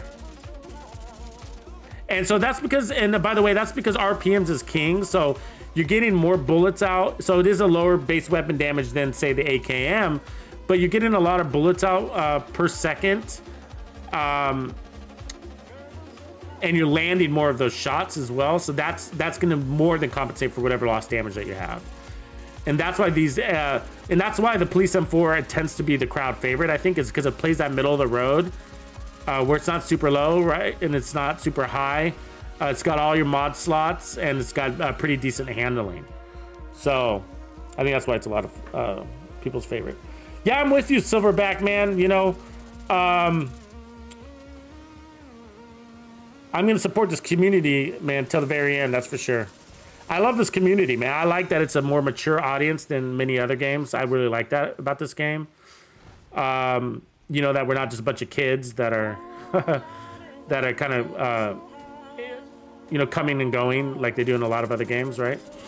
And that we got, you know, working adults or whatever, you know, retired folks and everything in between. And I just really like that about this game. Technical people, relaxed people. It's got just a really good mix, you know, but also a nice global audience. So a lot of people here are from different parts of the world. We got people here from Ireland. We got people here from France, from Brazil, from Mexico, from Chile, from the United States, from Canada, from the Caribbean, from Hawaii. I love that. I love that international community. So anyway, so I appreciate you supporting me, man. Really though, supporting me is, you know, helps keep this game going, because that's what I intend to do, man. I'm gonna drive this game. If the devs won't, I will, because I really love this game, man. I really love it. I don't want to see it die. I'm sure you guys don't either. It's a good game. Which reminds me, a special shout out to Vulturine Virus, one of the Xbox clan leaders for the Tux clans, for putting out his challenges. Those actually, he created some challenges for the clans. You know, something that we had been discussing as a community, and Vulturine Virus took some initiative and did it himself. Created these really cool, basically challenges, and they're hosted in Discord. So check those out. Head over to Discord, and in the Tuxbox, there's a challenges channel now, and you can check them out there. But I invite you to do that, and so you can maybe bring those ideas to you and your homies, even if you're not in a Tux clan. You're still welcome. It has nothing to do with Tux clan, so you're welcome to run these channels even if you're not in our clans, by the way. These have nothing to do with clans. But yeah, bring these challenges to your clans, even if they're not on our Discord, or run them just with your homies. But they're things to help, again, create new and more exciting experiences in the Division 2 for you, right? So you don't get bored in this game. There's so much to do. We've been talking about that, right? So yesterday we talked about like doing hardcore mode, having one character dedicated to hardcore mode. That's another way of experiencing the Division 2, right? Also doing solo legendaries or just duo legendaries, so running a two-man team through legendaries. But he created some, anyways, the point is he created some really cool challenges that you can put your gaming skills to the test just for the fun of it, right? Anyways, and a point system to go with it, so you can rank, and I really like that. So I think that's something that we're going to build upon. But anyways, so I you know, again, I encourage you guys as a community to do things like this, come up with challenges, throw them at me. Also, by the way, in live streams and future live streams or in chats and comments, throw me your ideas. And, you know, if one of them catches, I will definitely give it a run and maybe even do a live stream on it. Because I like showing your guys' creativity and of course, I'll give you credit for it. And then encouraging the community to do just like we're doing with these challenges. So Brian Holsomback, what is the build called? I called the build the Red Foundry. The Red Foundry. It's a 4-piece foundry, all reds.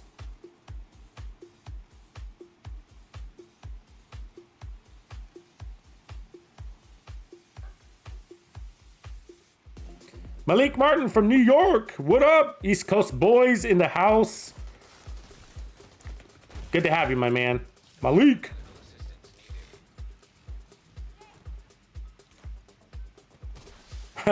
With armor on kill, requires getting the kill. Can't always get the kill. Eclipse 187. Quote of the day. Yeah, it does require getting the kill. And that's the point, right? That's the point of this, the whole AKM discussion, right? Like that base weapon damage, that high base weapon damage of 140,000 per bullet doesn't exist. It's not actually there, guys, unless you land the bullet. You have to land the bullet. Same thing with Eclipse is saying, like, armor on kill doesn't exist if you can't get the kill. 140,000 damage per round doesn't exist if you don't land the bullet. You got to land the bullet to get that base weapon damage. So you got to think about things that way. You know, I know we're all power hungry. We all love our powerful builds, but if you're not, honestly, guys, weapon handling is not a crutch. It's not a weakness thing. It's essential. That's why it's there. That's why it's there. That's why Striker rocks. That's why people love Striker. There's no denying Striker, guys. I'm sorry. I know there's some oldies out there that are just like, oh, I love my Fox's Prayers and my Contractor's Glove build. Yeah, I'm sorry, guys, but the Striker build just beats that. It just does. It just does, in so many different ways. There's a new meta in town, and it's rolling 4 Strikers. So, you know, there's 2 new metas in town. 2 new metas in town. 2 new metas. 2. And they're both running Strikers. 4-piece Strikers. I'm saying that these new metas are hitting harder than the Contractor Fox's Prayers glove build. They're hitting harder than that. And they're running Striker. This is common knowledge, so I'm not making it up. This is we've been running this in previous live streams. Hopefully you caught those. One of them is called Meta Millionaire. You should check that one out.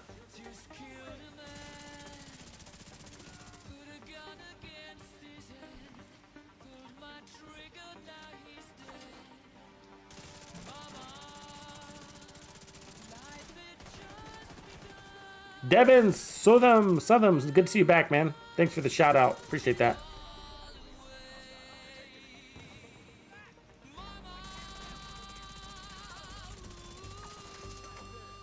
Yeah, this is a real good build. I'm having fun. This is one of the greatest, guys. I like these 6 red core builds that come with a lot of survivability, but it's just, you know, that's the point of the whole intro that I showed you guys, which is time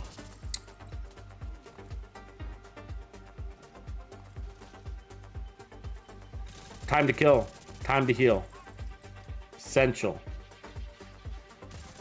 Rob84, what up? What's good, bro? You good on the hug, bro? You want a hug? You want to go to the hug fest? I'm personally inviting you, Rob. Go to the hug fest, man. the awkward hug fest.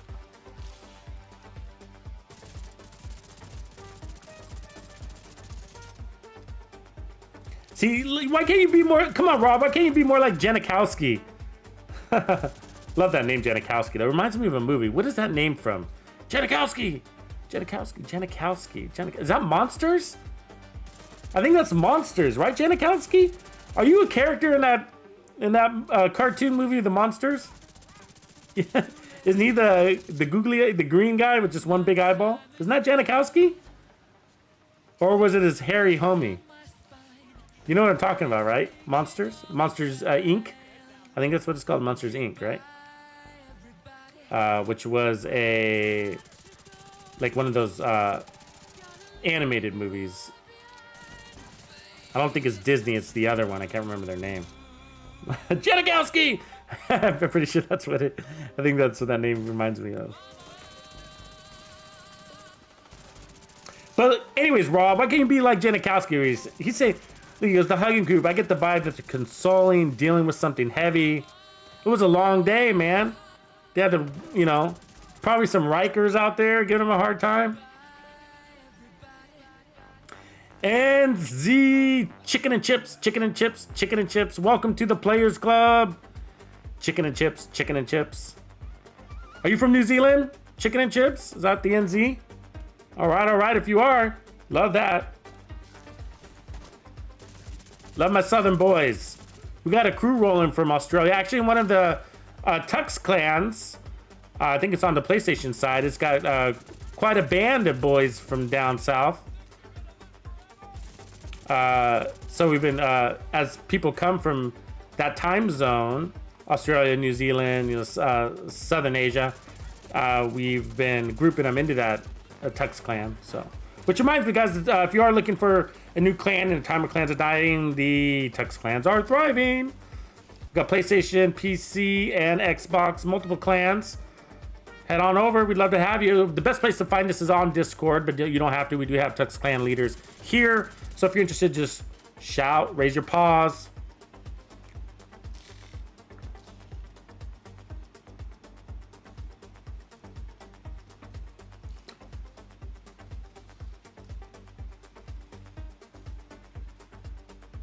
Mr. Detective says he needs to know the PS4 clan so he can go into DZ. Roll with some homies. Yeah, man, that's the best way to go. You got to roll with some homies. I think there's some clans do the DZ more than others. I think Latina can sort you out.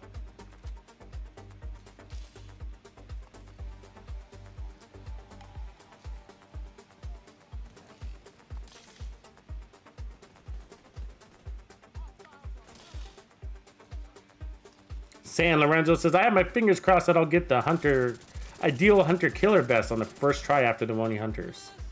One with armor regen and crit damage. Actually, I think San Lorenzo, the ideal one would be probably crit chance and crit damage. If you can get that, that'd be ideal, because then, and I see why you would want armor regen. But if you get crit chance and crit damage, that gives you the ability to roll in and out the armor core into weapon damage if you wanted to. So you can flip-flop that, because sometimes, you know, most people don't want their armor too high on these types of builds, right? Like 1.1 million is a good place. And so if you run like the Memento backpack or something like that, and you want to run 2-piece Bellstone, and so if you want to have more build diversity with that piece, then sometimes crit chance could be a difficult thing to achieve depending on what weapon you're rolling with, especially assault rifles. So I find that to be the most ideal piece. But I understand the armor regen is really handy because it's a golem piece, right? So if you run 2-piece golem, you also get armor regen, and that supports that type of builds. I get what you're saying, for sure. I actually have probably like 4 or 5 different hunter killers. But Cassie, you know, some good ones roll through Cassie Mendoza all the time. So I think once you get your first one, you'll find it won't be hard to get all the ones you're looking for.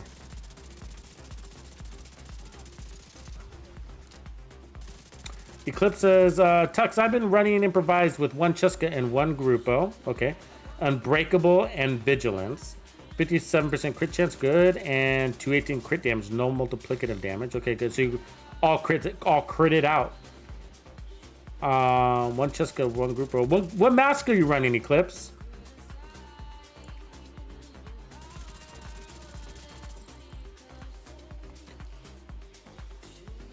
Missing out some details there. I like the build though, but you can get that crit chance, crit damage up to around 240 if you're not running multiplicative damage. So like no foxes, no contractor's gloves. What do you guys think about that? So in the testing range, I mean, so here's the thing. So contractor's gloves and fox's prayers, right? So there's a question. So the contractor's gloves fox's prayer build, right? The standard DPS build is let me see, I should have it here. Okay, let's talk about this real quick. All right, I'm gonna flip over. It's okay. He's reminding me of something. He's gonna bring up a good question. Okay, so you guys see this build I'm running right here, right? So this build is basically been, I mean, the backpack count's not right. This should be Vigilance, but just pretend it is for the moment. But this is like the strongest DPS build in the game, right? Except for, you know, you'd be running the M1A to make it the official strongest.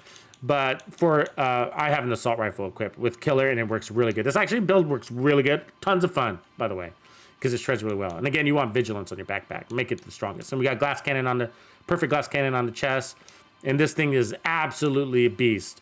So, but the crit damage on it, if we just look at the crit damage, this is what Eclipse is talking about here, is 160%. Now, what Eclipse has done is he's running improvised pieces to take out that. So what he did, and so I'm gonna do this on the fly for you because I should have this.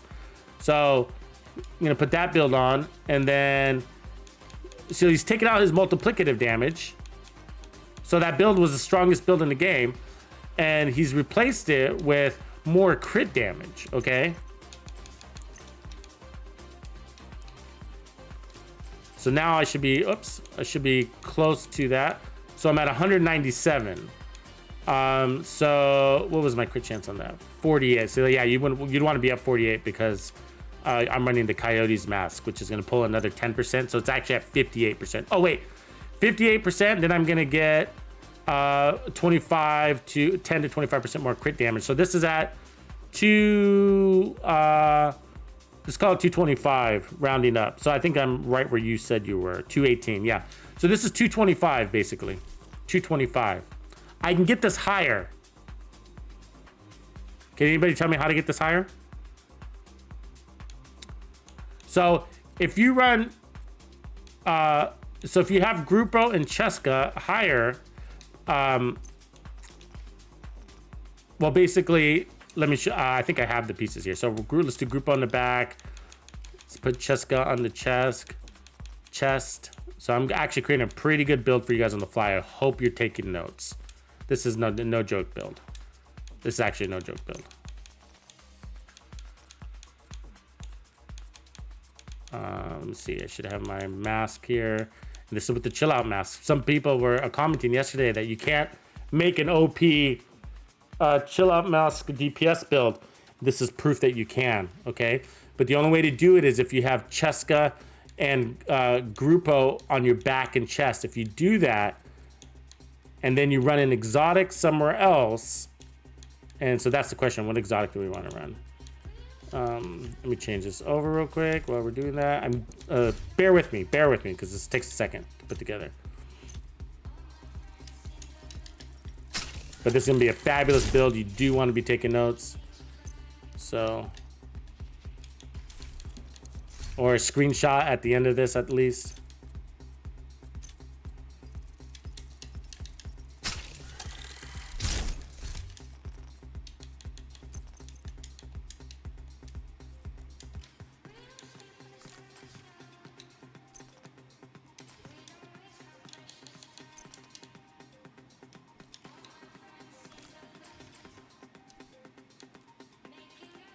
So we'll need to get rid of this.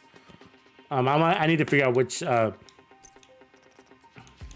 basically, actually we could run, let me do this instead. I like running glass cannon though. Backup request. Trying to figure, I guess we could run the Sawyer's knee pads, but we lose crits by doing that, so I don't like that. I mean, we could do the Ninja Bike knee pads. This only makes sense if you run an exotic somewhere else. So it doesn't make sense if you don't do that, because you can always run the Coyote's Mask. So let's go ahead and get rid of Cheska. Then we'll run that, and then we'll run. Should have Cheska gloves. There. Then we can run this into improvised. And I think this is probably you're probably pretty close to this too. Let's see, where's my 48?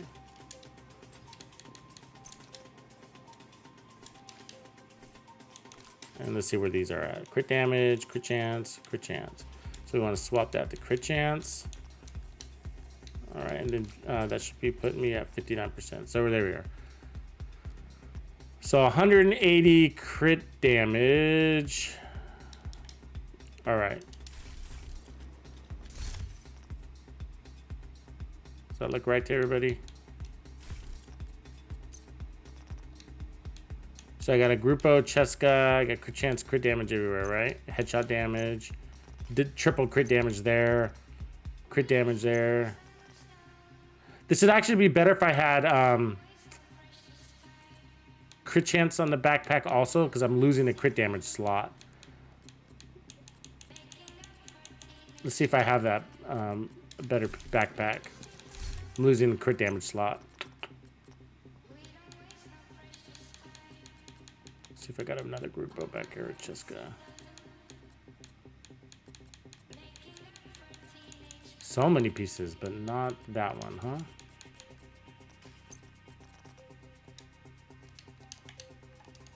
Yeah, so this can be a little bit higher, but see, if I had crit chance where that headshot damage is, that would allow me to put crit damage in the mod slot there. So, same thing there. There we go. That one I could change. So my goal is to get this to max crit damage. And so by doing a crit chance mod here, then that means I can change a this to crit damage mod. Crit chance to crit damage. So I'm swapping that space there. Let me find. There we go. Now we're at 192. So we're getting up there. So what other piece needs to move? Where are we at crit chance? 59, 192 still. So we got the headshot damage there. So technically this piece.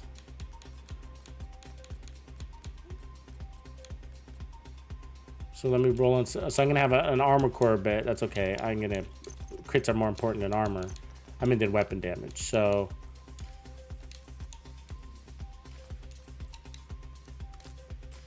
$191 and we're back to 60. So that means I can...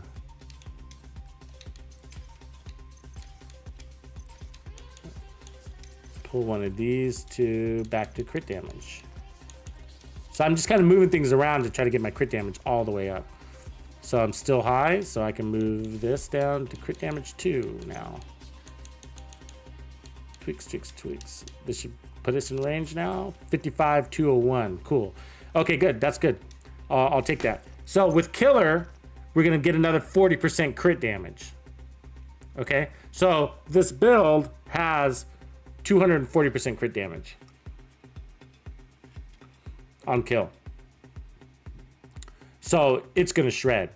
But the point is that what Eclipse is saying is that, you know, instead of multiplicative damage, he's decided to go all crit damage. And what I want to show you, the reason why you would want to do that. So the multiplicative damage build is usually going to pan out to be more. Now, keep in mind that I have the Ridger's Pride chest piece here, and you might want to run something different. But the DPS version, so this one, which is the true meta, or the original meta, I want to say, it would usually hits harder because of that multiplicative damage. So even though I got more crit damage now, this build still probably hits harder. And we can prove that out, actually. Why don't we test that? So I'm going to save over this.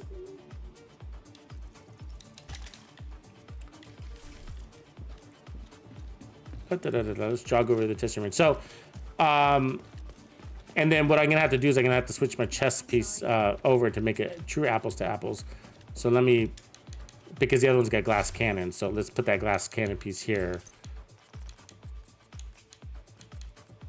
You do want to run it in the end like I have it, but that's not a bad glass cannon. I might take that one.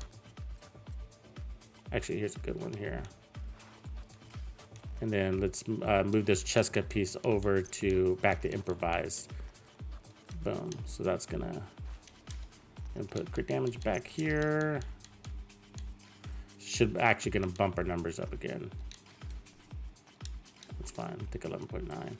So we're at 225. So look at that. But that's how you do it. But Eclipse, we're now at 265% crit damage. We're a little short on crit chance, so let me pull that down a little bit. But we're changing one mod. So that puts us at, there we go, that's good. So we're at 260 crit damage. Okay, so 260 crit damage, and then we need to re-roll that talent to glass cannon. Now the other build's gonna have perfect glass cannon, so that is gonna make a big difference. 5% amplified damage is actually a big difference, but this is we're looking at max crits here is the point of this build. Okay.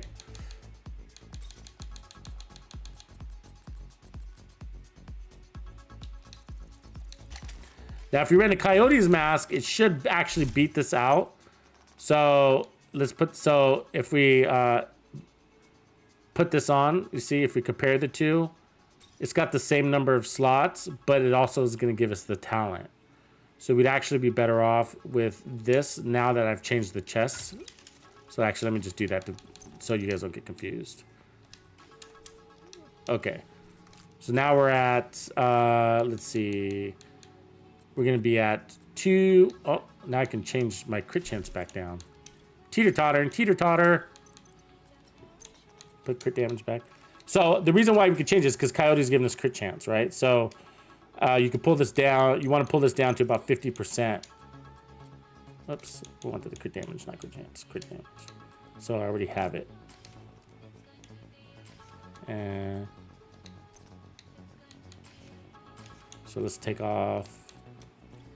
Do I have them on here? I'll just leave it. I think that's fine. Close enough. But we have the ability to lose another 5% crit chance. You see that? Excuse me. Because of the Coyote Mask is going to give us 10% crit chance most of the time.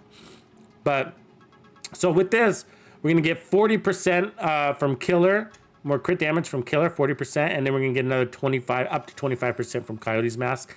So that puts us 65% on top of 213. So that's 275. That's basically, this is 280% crit damage. 280% crit damage. Plus or minus 1 or 2%. Okay, so let's change this to, we need to get a kill. So I'm going to put this on Elite. And then let's pull that up to 5 meters, nice and close so you can see the numbers. Okay, so let's see what this, so what we're looking for is max crit damage potential. So I need to get, what stacks do I got going? Basically just a killer. So I need to get a kill and then we're gonna need a crit after that kill.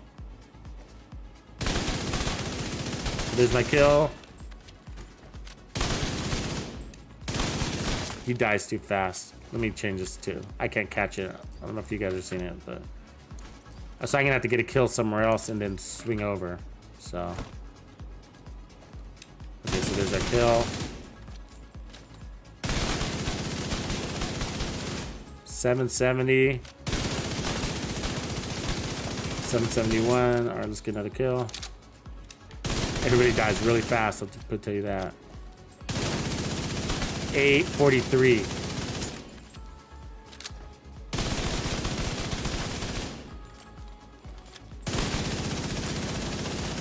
$843. So that might be peak. I'm just gonna, I saw an 847 in there. So let me get another kill just to be consistent. Okay, so it looks like 843 is gonna be the peak. Now, that might not sound like a lot, guys. It might not sound like a lot. That's at 900 RPM. Okay? 900 RPM. So we're getting 843 at 900 rounds per minute. That's a big deal. That's a lot. Okay. So now let's go back to our DPS build. So 843, 900 RPMs. Okay. So we can go to DPS. It's the same gun. Okay. But what we did is drop down from 260, what were we, 280 to 160 crit damage. About to say this is going to be a max crit chance because of this, because of the mask, right? So, okay. So we still need killer. Let me get some ammo actually before. So I still need a proc killer, but we need to be 843.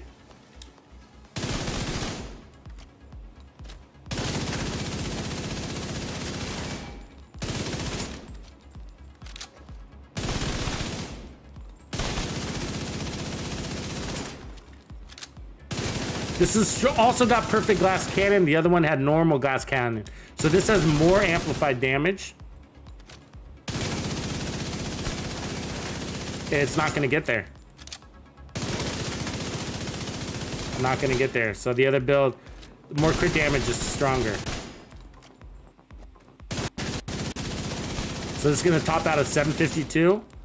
So 100,000 difference.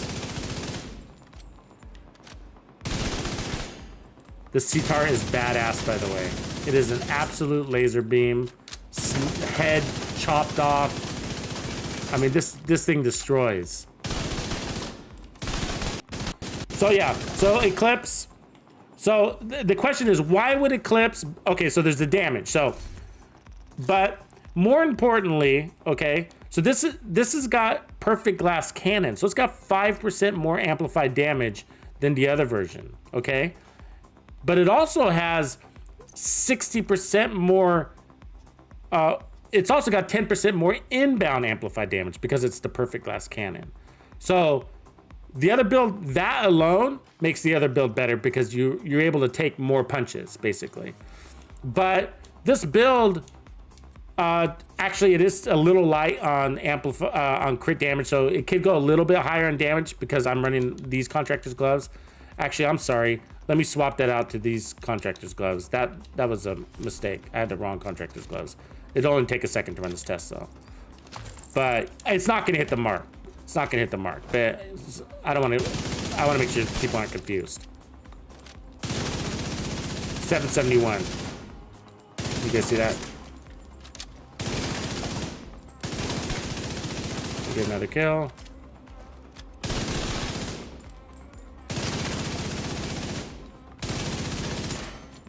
Get another kill because it's having a hard time with that beat.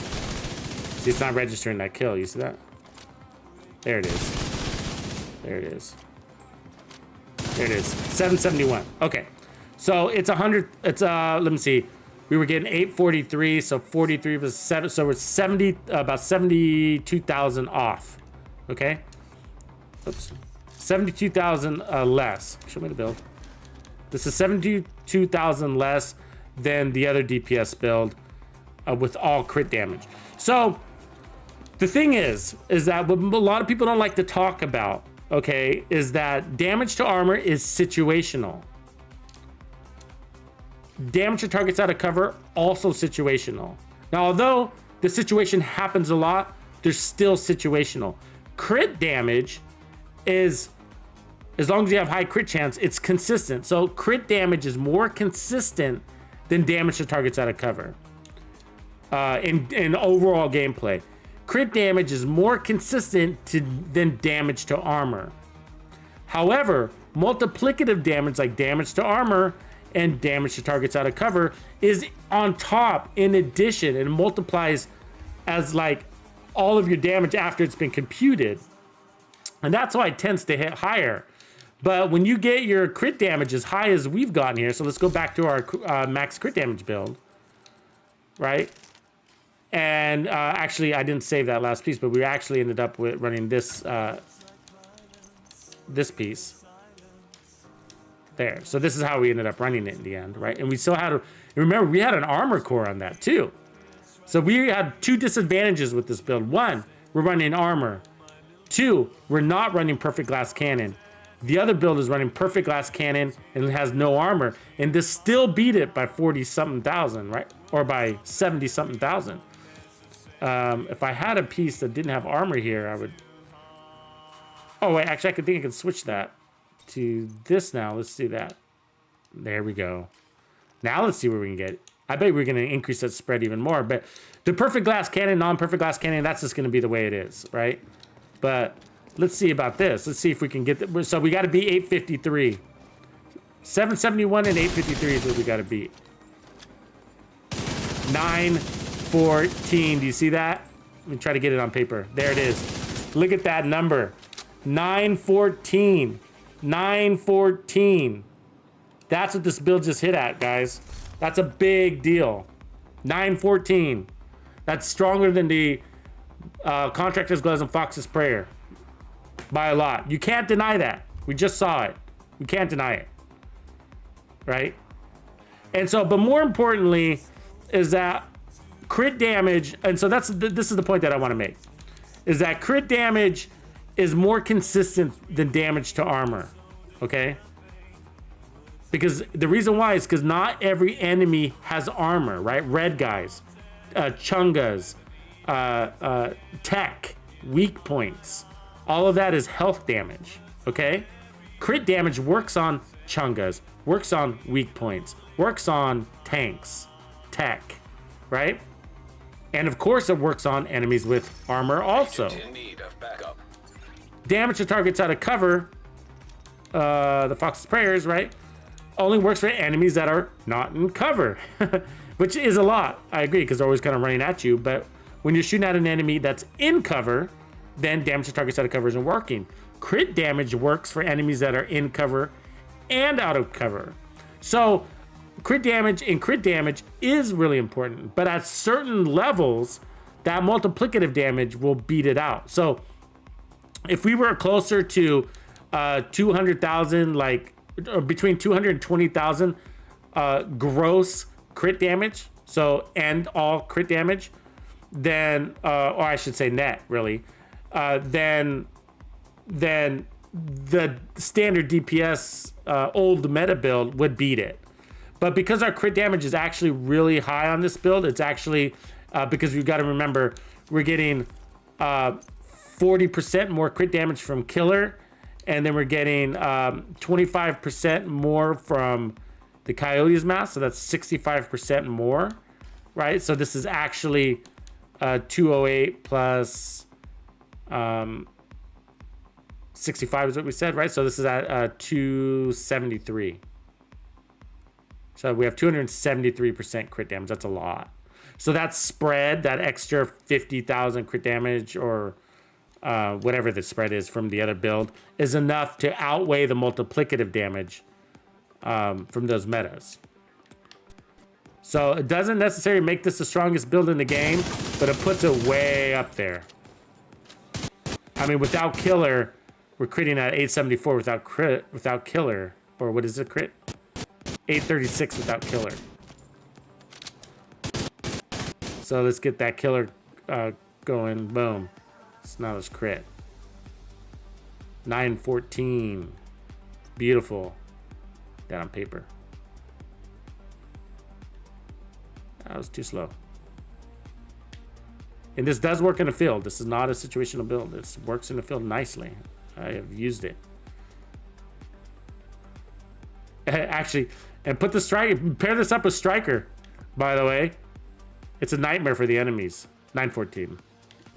Yeah, if you pair this up with the striker build. Okay, so here's one of the new meta builds, right? So here's the striker build, okay? And then what I'm gonna do is, just for consistency's sake, put on the same CTAR, and let's take out that memento backpack because it doesn't really work in here. Let's put on a group of backpack, and then we'll put on the Coyote's mask because it does work in here. See if I get the crit chance though. Yeah, so now we gotta compensate for our crit chance actually.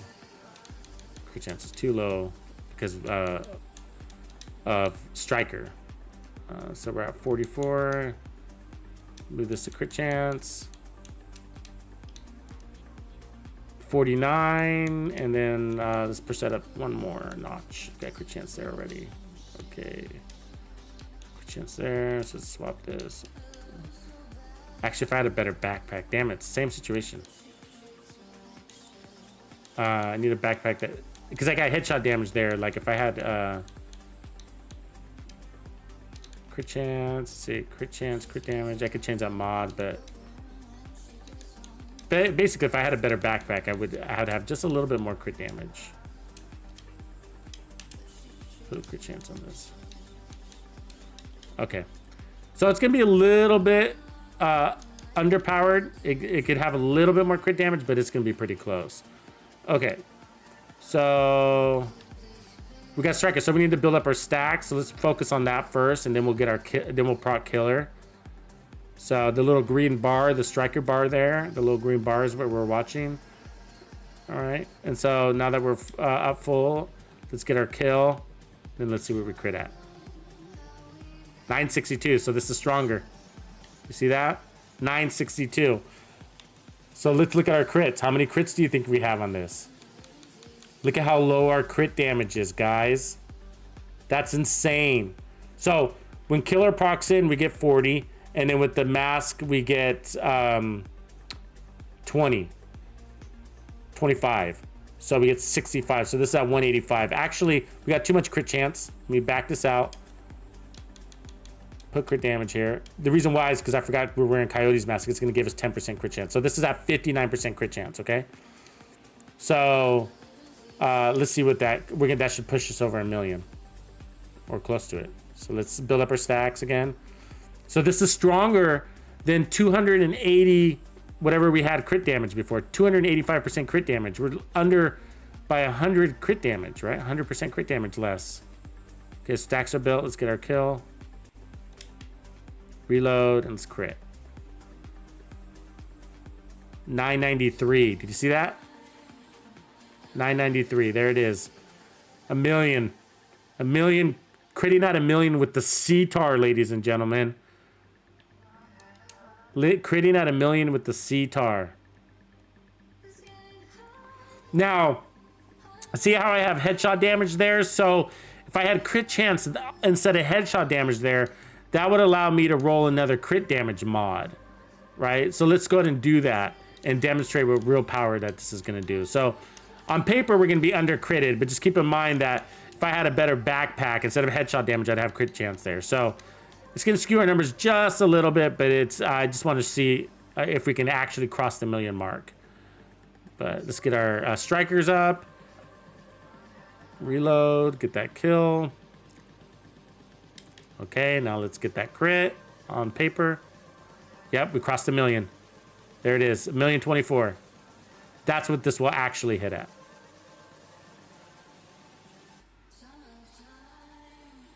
A tiny bit less, just because we're gonna have 10% less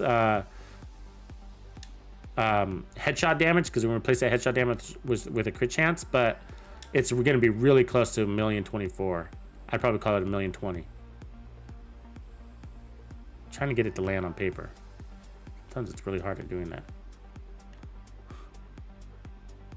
It's a stupid easy thing, man. Stupid easy.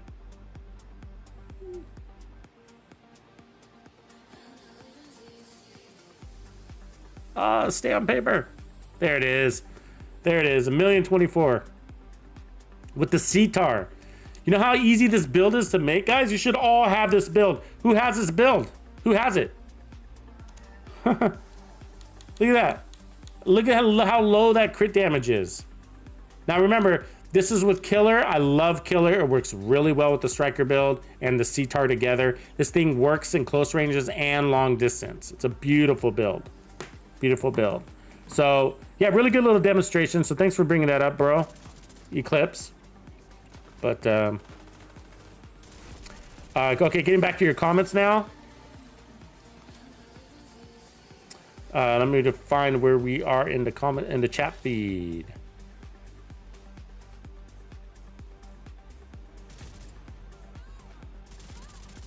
Kevin Lepper, welcome to the Players Club. Sorry, I was so focused on that build video, I didn't see you jump in, man. Appreciate you. Woo woo. Appreciate you, Kevin, man. I'm gonna drop some links for you. Hopefully you hear this, but I'm gonna drop some links for you. Make sure you take advantage of these links. One of them is gonna take you to my homepage.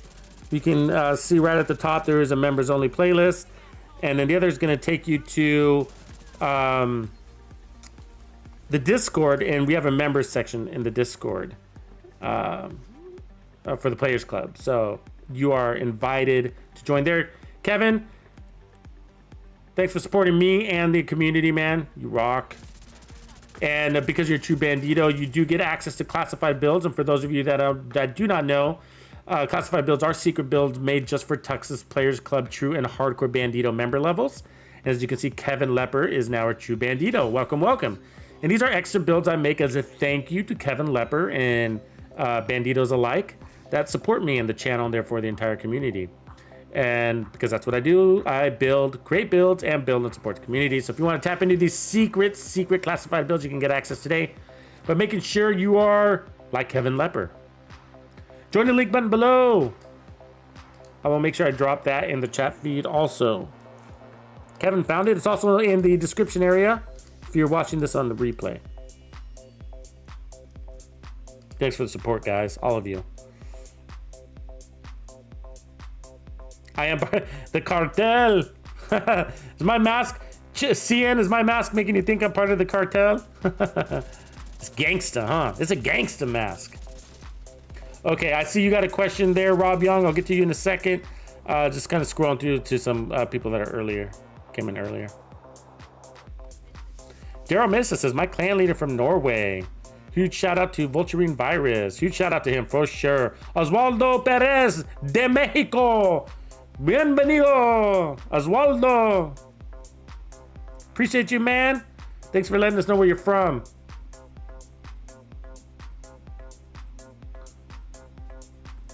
Sitar is a laser, Silverback says. Agreed. Daryl Mesa asks, so you prefer the CTAR and the Police M4 over the capacitor? No. Very different situations. I run the capacitor for hybrid skill builds, but I mean, yeah, for I guess, you know, generally, if you're builds aside, then yeah, for sure, I love the C. I guess I would say the CTAR is my favorite. I would say that after just, you know, doing that little demo. Police M4 is close behind, very close behind. But the Police M4 is more useful for most builds because it's got an extra mod slot, which is important for getting that crit chance. And then also the CTAR doesn't run the 8x scope, so I don't have the option for the 8x scope on the CTAR, where the Police M4 will handle the 8x scope. So that's why the Police M4 wins in some builds. But the CTAR is my favorite. After that, the capacitor, I'd probably say I like the Chameleon better than the capacitor in the sense that it provides all the crit chance that you need, plus that 90% weapon damage, and then the 50% crit damage, which makes it better than Killer, which makes it better than the Dark Winter, and so on and so forth. So it's also got high RPM, which I really like. The handling is decent, doesn't do well at range. And then probably the capacitor after that. But the capacitor is really for skill builds, so I would not use the capacitor outside of a skill build that I know of. But I might surprise myself one day.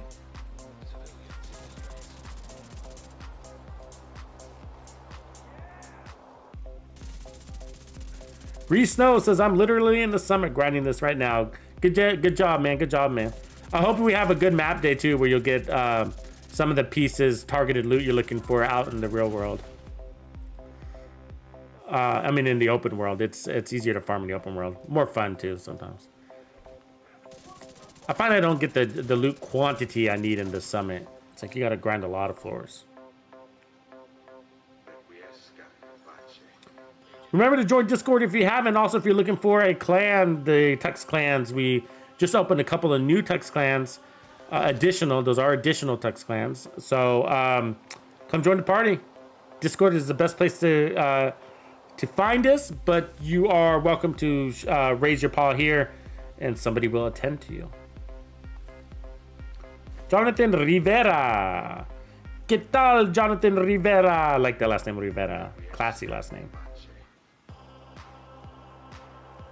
Eclipse27 says, AK does slap, and I'm coming from a PvP standpoint. Yeah, totally. A lot of what we're talking, guys, please keep this in consideration. This is PvE perspectives we were talking about. But Jonathan says, weapon handling and armor regen versus crit chance and damage. What is better? Well, balance, I think, is better. So, and I have done those extreme builds, Jonathan.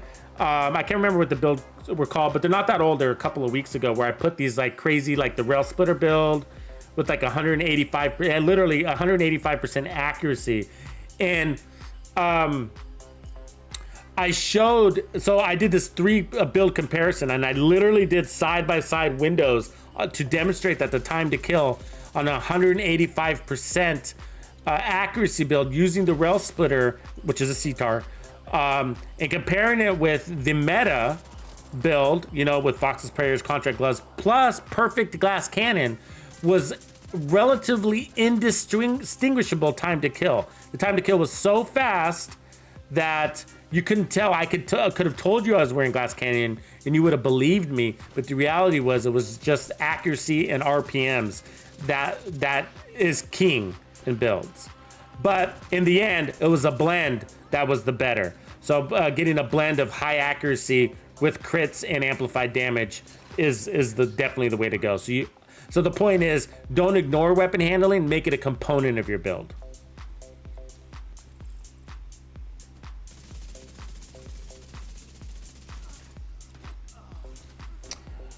All right, super chat. We got a super chat in the house. Let me get to that question here. And that is from Shadow Ghost 81. What up, Shadow Ghost? Appreciate you supporting the channel and the cause with your super chat. He's got a question for us. He says, hey, Tuxedo, I play on PC for the past year. Cool, man. That means you got that laser-focused mouse, I'm guessing? You laser beaming people in the forehead with your mouse? Shadow Ghost 81. Okay, and he says, so this might be a stupid question. There's no such thing on this channel. You're in a safe place, Shadow. But please explain how you get multiple crit damage attributes on the same gear when the optimization table only lets you change one slot. Oh, that's actually a really good question. Yeah, especially for you new players. Let me get to the right build here. So let me let this gameplay footage run as I equip a different build here real quick.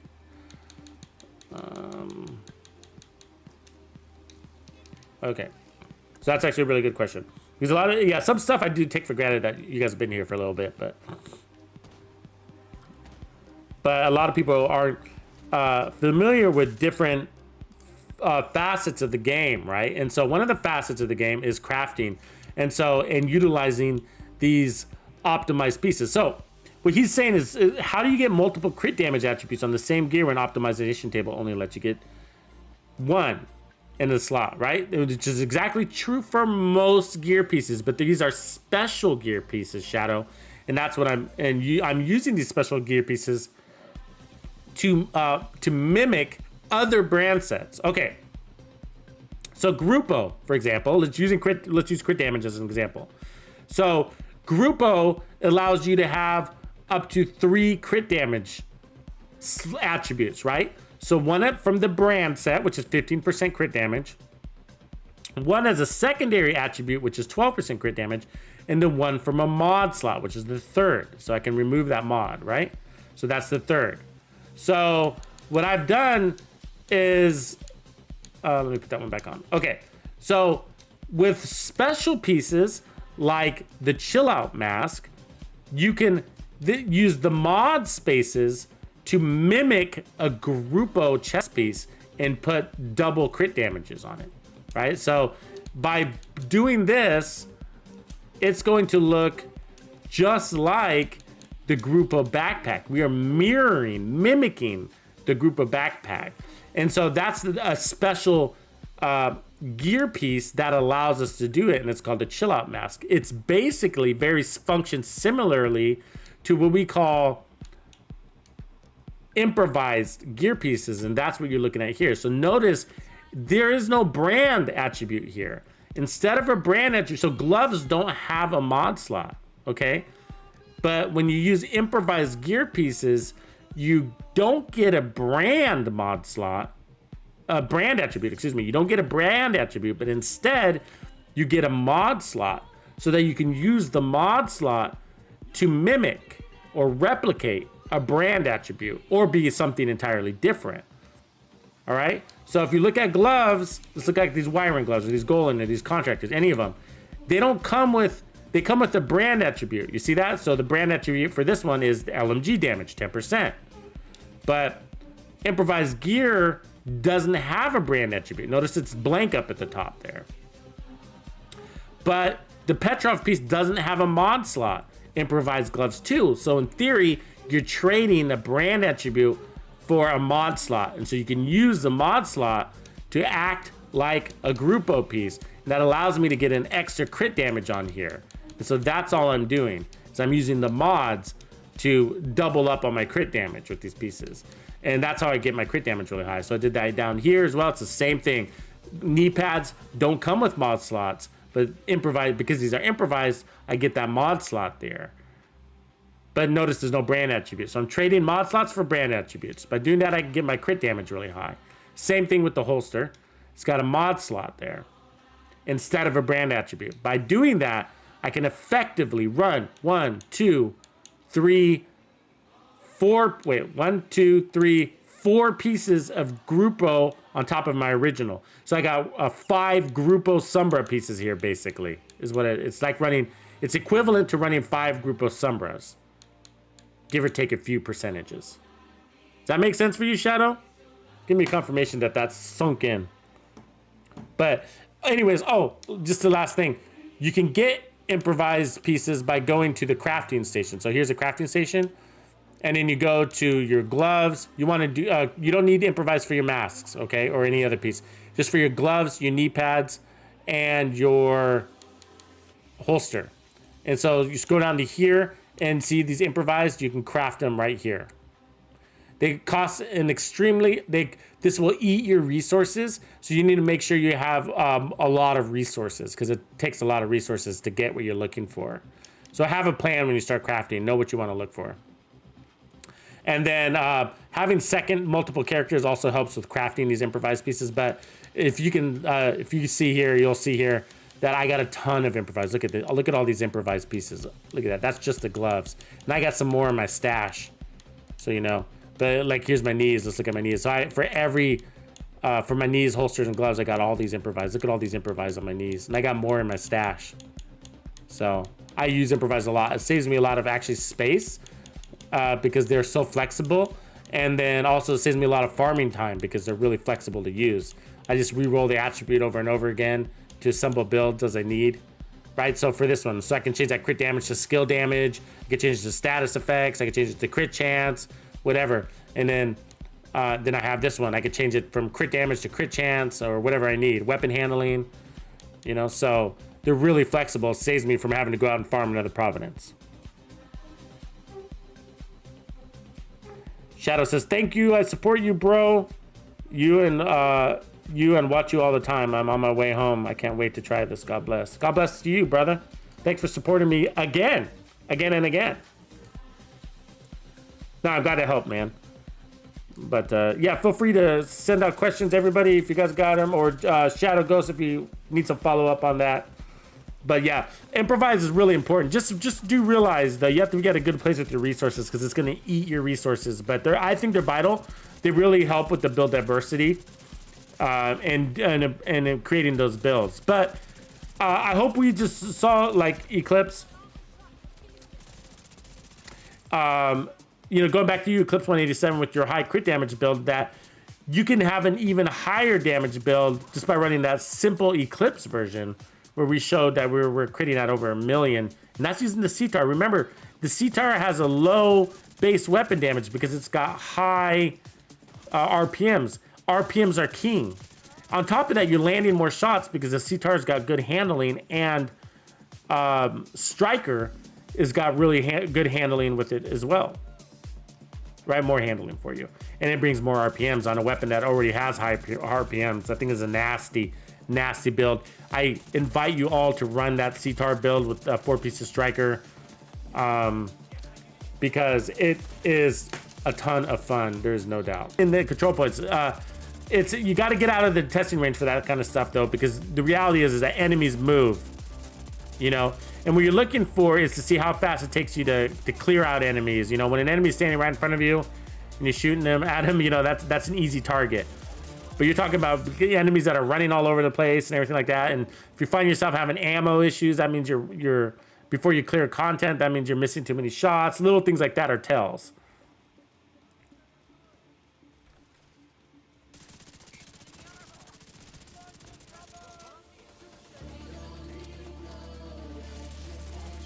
Lee Andrews, I can't tell you any good hardcore builds just because I haven't been running hardcore mode, but maybe somebody else can get to that question. Any hardcore members here can help him with that question? Yeah, Visual Paradox says, I was busted 1 million crits with my chameleon build I have. Yeah, easy. I mean, not easy, but yeah, very, very, I believe you. Yeah, actually, in the Meta Millionaire build series, if you guys haven't seen that stream, you should check that one out. Meta Millionaire. Basically introducing the new metas in the game. So yeah, we have new metas in the game, guys. I don't know if you realize that. That all came with the TU14 changes. Basically, Striker remapped things in the game for us. So, yeah. But the new meta in the game, but Striker's up there. That 4-piece Striker with the Chameleon, Memento Backpack, Grupo Mask is up there. I clocked it at 1.25, and there was room to go higher. So 1.25 million using the Chameleon on a 4-piece Striker. So 1.25 million crit. So and so I think it'll probably get up to 1.35. You know, so that's not as hard as the AKM hits, but a lot better of a weapon, I think. Biko, good to see you, man. Hey, is there ever a reason to run 3 pieces versus 4-piece Striker now? Hard case, man.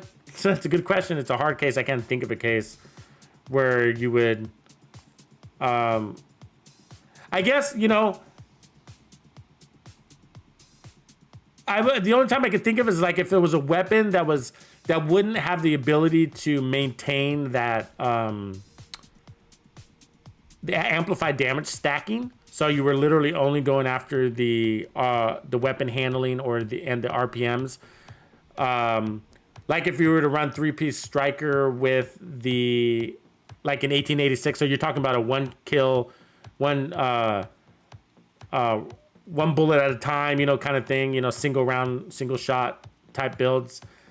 So somebody mentioned yesterday that they were running striker with the Diamondback. I mean, I would be surprised if they were running 4 pieces, just because it'd be really hard to maintain the striker stacks. They'd be degrading faster than you could put shots out, and so I wouldn't want to run that set with the Diamondback build or an 1886 build. But so yeah, very limited cases to using 3-piece striker now. It doesn't make any sense to me. Doesn't make any sense to me.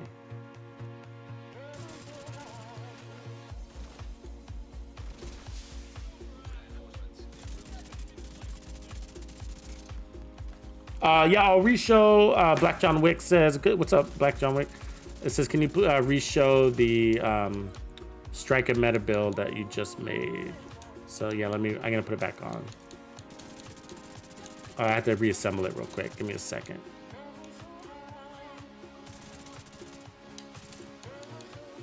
Really easy, by the way. Really easy to bake. You should all be able to do this.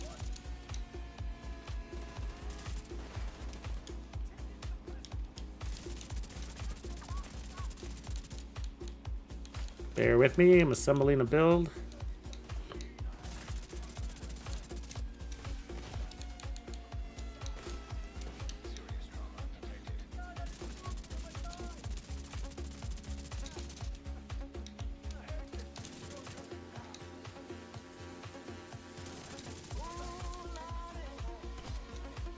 I'm gonna change the talents just to not confuse people too. Not that they matter.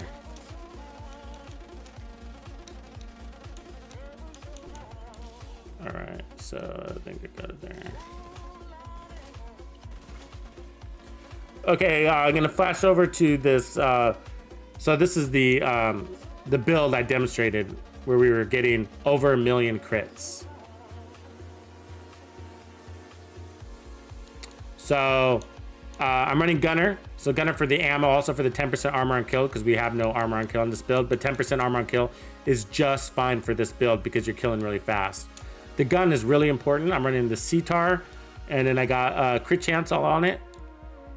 All right, and then larger mag, and then killer, which is giving me 40% crit hit damage, right? For the exotic, I'm running the mask, which is the coyotes, and that's giving me crit damage, crit chance, but also what I'm after is that 25% additional crit hit damage. And so we'll be playing between 0 and 25 meters, so we'll be teeter-tottering between those crit damage numbers. And then also it's going to give us 10% more crit hit chance when we're playing between 15 and 25, which happens a lot. So if you look at my numbers here, I play to that. So I got 49% crit hit chance. So we're going to have between 49 and 59% crit chance, depending on where the enemy is standing.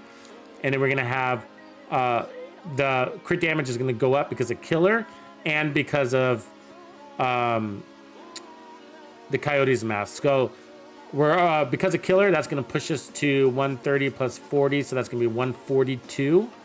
Okay, and then the coyotes mask is going to give us at least 10%, so we're going to be at let me see, where were we at? 130 plus 40, so 172 is what I meant. 172. So we're going to be at a minimum of 182% crit damage with the coyotes mask, and then or 197% crit damage. So between 182 and 197% crit damage with the coyotes mask. Okay, so let's just call that its top 197% crit damage. So 197% crit damage. All right, and then we're going to have 25% amplified damage coming off of the chest because of press the advantage. And then we are running Striker's Gamble. See that? Oh, I'm sorry. We're gonna have 50% crit damage. 50% amplified damage because of press the advantage. I'm sorry. 50% amplified damage. So that's a lot. That's why that's doing most of the work there. And so we're getting 15% weapon handling, 50% rate of fire, and the striker's gamble, which is giving us that amplified damage. So crits everywhere, crit chance, crit damage, crit chance, crit damage, basically. Crits everywhere. And then Grupo. And so you'd be better off, instead of headshot damage, putting on crit damage there, okay? I mean crit chance in that headshot damage slot. So by doing that, you're gonna free up this piece to be able to roll to crit damage. So you end up with more damage output if you have crit chance. So you need crit chance, crit damage on this piece. And I'm running vigilance for the talent, which is 25% more weapon damage. So you can get your crit damage basically to just shy of 200% total crit damage if you get that slot, a better slot on your backpack, right? So this is critting over 1 million, clocking in at 1,020,000, give or take. And then again, 10% armor on kill. Really good build. Really good build. I'm a decoy, fixer are good places to go here. I wouldn't try to run a shield with this build. I just wouldn't think it's worth it. So you're on minimum armor scenarios. And so from here, you know, just adjust your armor accordingly. You can afford to put on some armor when you're critting at 1 million. So you know. You can afford armor when you're critting at 1 million. So you can bring your crits down to 900,000, feel really good about your build. So you know. You don't need to crit at 1 million. You do not need to. But it feels awesome. I'm not gonna lie. Feels effing awesome.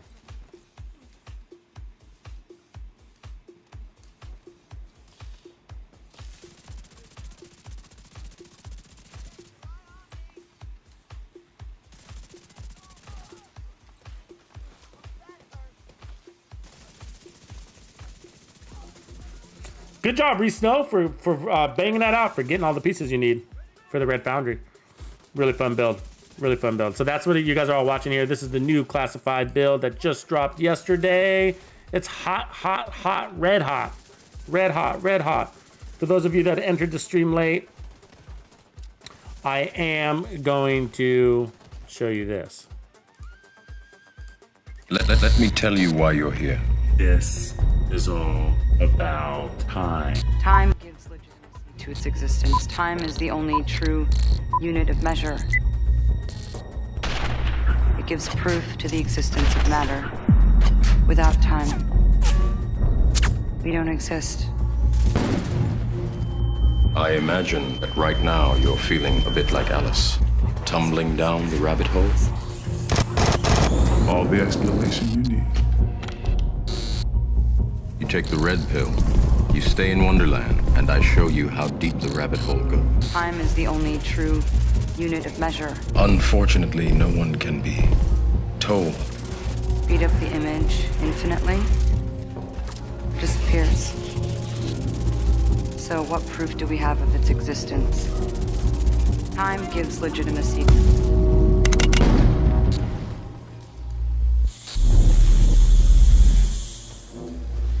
Without time, we don't exist. Yeah, great new build, guys. I hope you take advantage of it. If you're not in the Players Club yet, do that. Join. Don't miss out on this or other great builds that we got to go roll in.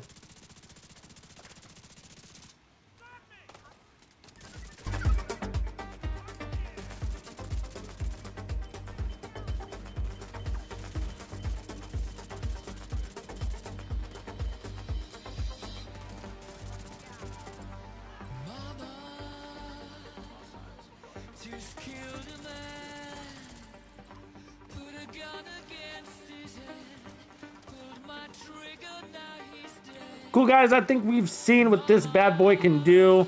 I got to balance and work on some more builds for you guys. Also let you know, for you hardcore banditos, I'm working on a new music playlist for you guys. So I do gamer music playlists that you can live stream on YouTube and SoundCloud, and you can also download as well.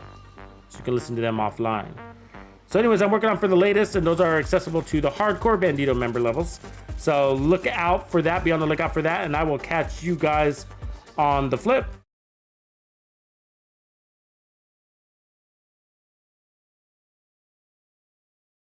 Tuxedo out. Raw flows, and that's how it goes.